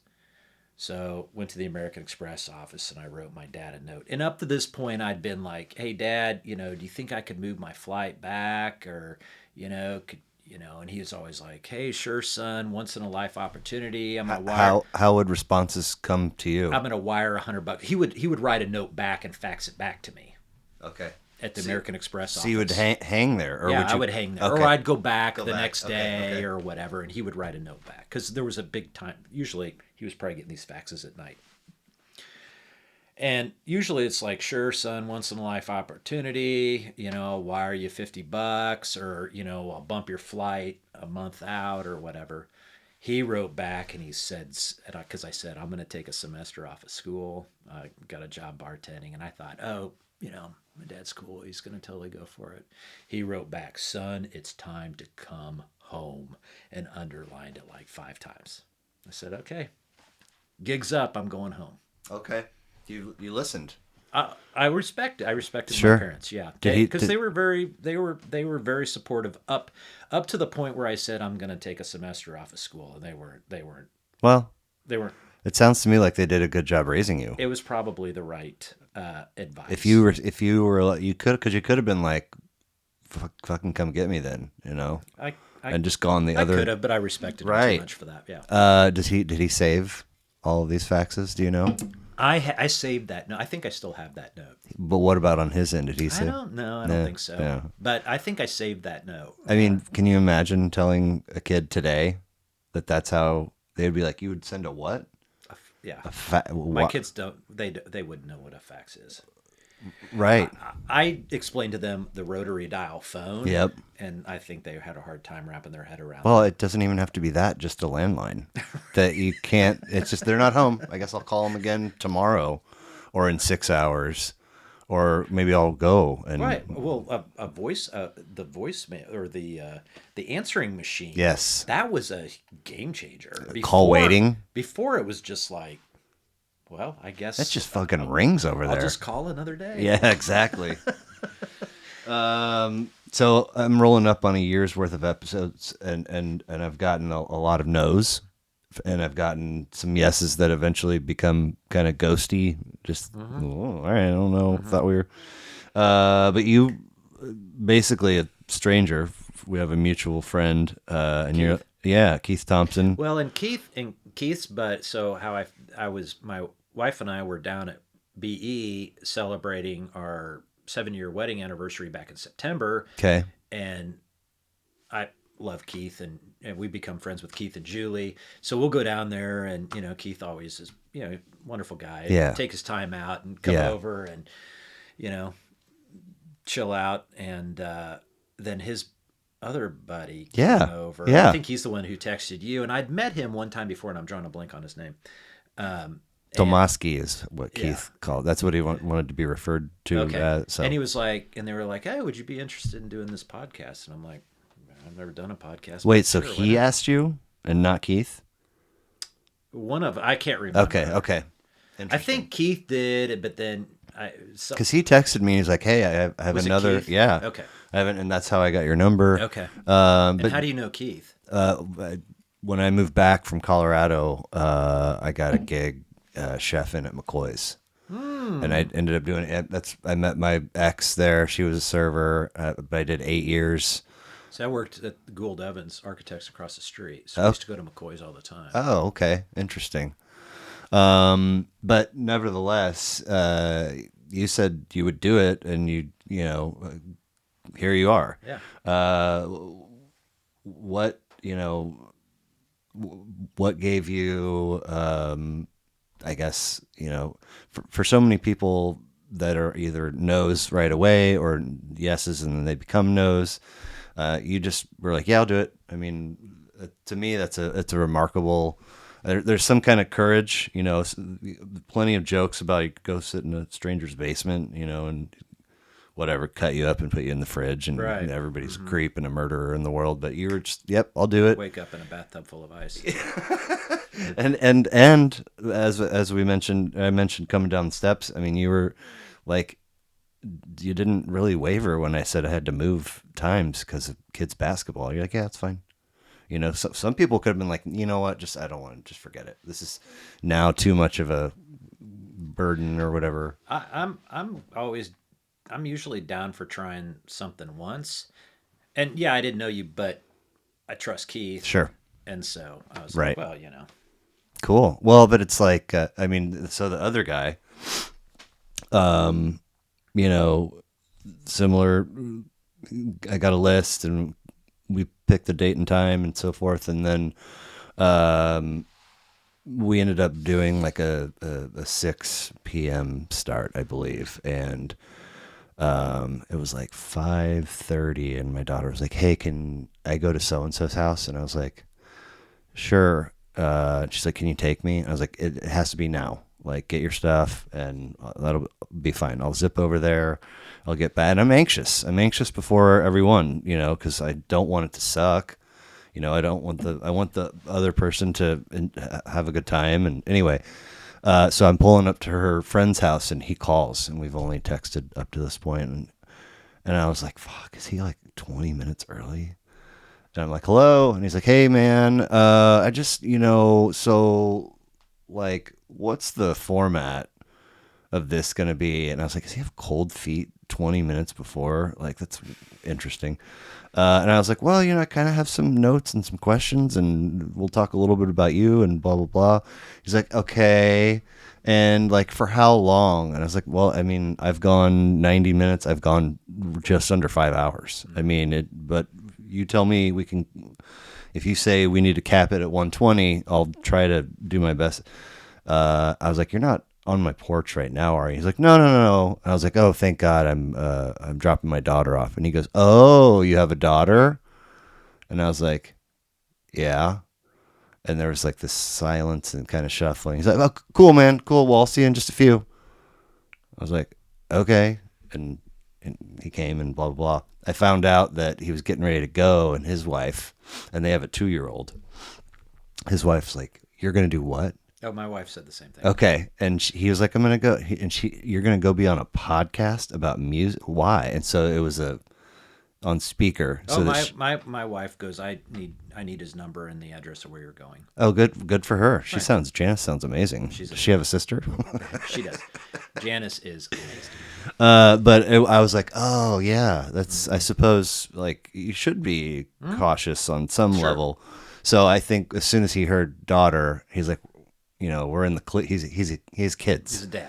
So anyway, thank you is the very long, the very short way of saying thanks for doing this. I really appreciate it. I'm about a month out. Okay. I'm dropping one a week, and thankfully I've got a few. So do you edit these? Yeah. I mean, obviously. Easily 3 hours for every hour that we do, just to go from camera to camera, and So I'm gonna actually be on camera. yeah. Yeah. I thought it was just. No. Okay. But I would have put on my makeup. well, you're representing the Chiefs. Yeah. I'll cut out, the pee break and put a little intro music and outro music. My daughter, I was given a work phone. I wish that across every single person, Brant, it's just like, you could have just given me like $30 a month to help towards my bill. Instead, now I have 2 phones, so she uses it. And she's way into TikTok, which is whatever. I mean, Yeah, my daughter's too. so am I. I think it's fantastic. But she, for a minute, was kind of into like sort of time lapsey. So the intro video for every episode is done by her. And yeah, so it takes a good while. But I'm in a spot right now. The holidays are change things just a tiny bit, where I have a few banked. In the beginning, it was kind of like I have to take yours today and get it ready in 3 days or whatever, and that. Right. So when do you put this one out? So it'll be the second week of January, maybe somewhere in there, because I'm wrapping up 44 for this coming Thursday, and then I've got 3 more, so like a month, basically. But it's not. It's. I don't know how it feels but for me, it's nice because I don't have the pressure, Right. because that just means it's all of a sudden, back-to-back nights up till 2, and then I got to up at 6, and just like, Right. that's fine in my 20s and Right. the first part of my 30s, but rolling up on 50, I'm like, I gotta go to bed. Oh yeah. Oh, I get up in the 4 o'clock hour. I would love to, but that means But 8. I have to. But I try and be in bed no later than 10. Well, I was gonna say that would mean like a 9 o'clock bedtime, because But at some point, it's weird. I hit mid 40s, and I think it's when I became happy in life. yeah, Met my wife, got healthy or healthier. Sure. I still do lots of naughty things. And started playing music again. Like my job, it's like a good place in life. And so I used to kind of not want to face the day. Now I get up. I like being up before the sun's up. But Yeah. I think that's a magical time of day. Every person that does it says that, and I have done it and agree. I spend that time working out or meditating. There's no chance of my phone ringing at that time of day. It's just quiet. Yeah. It's just the world's quiet, and I like that. Yeah. But it requires you to go to bed early. And at some point, I don't know, I hit my 40s, and I started looking forward to Sunday morning more than Saturday night, or thinking about the next day. I didn't used to think about the next day. This is right now. Right now is where it's at. I am Mr. Right Now. I'll have another. Yes, Right, yes. I will have another. I'll never say no. Well, Mr. Right Now, maybe we'll take a quick peek at that kit just for grins, yeah. and then get you out of here. But thank you very much for doing it. Yeah, I it was appreciate fun. it. I had a good time. All right, man. Thanks.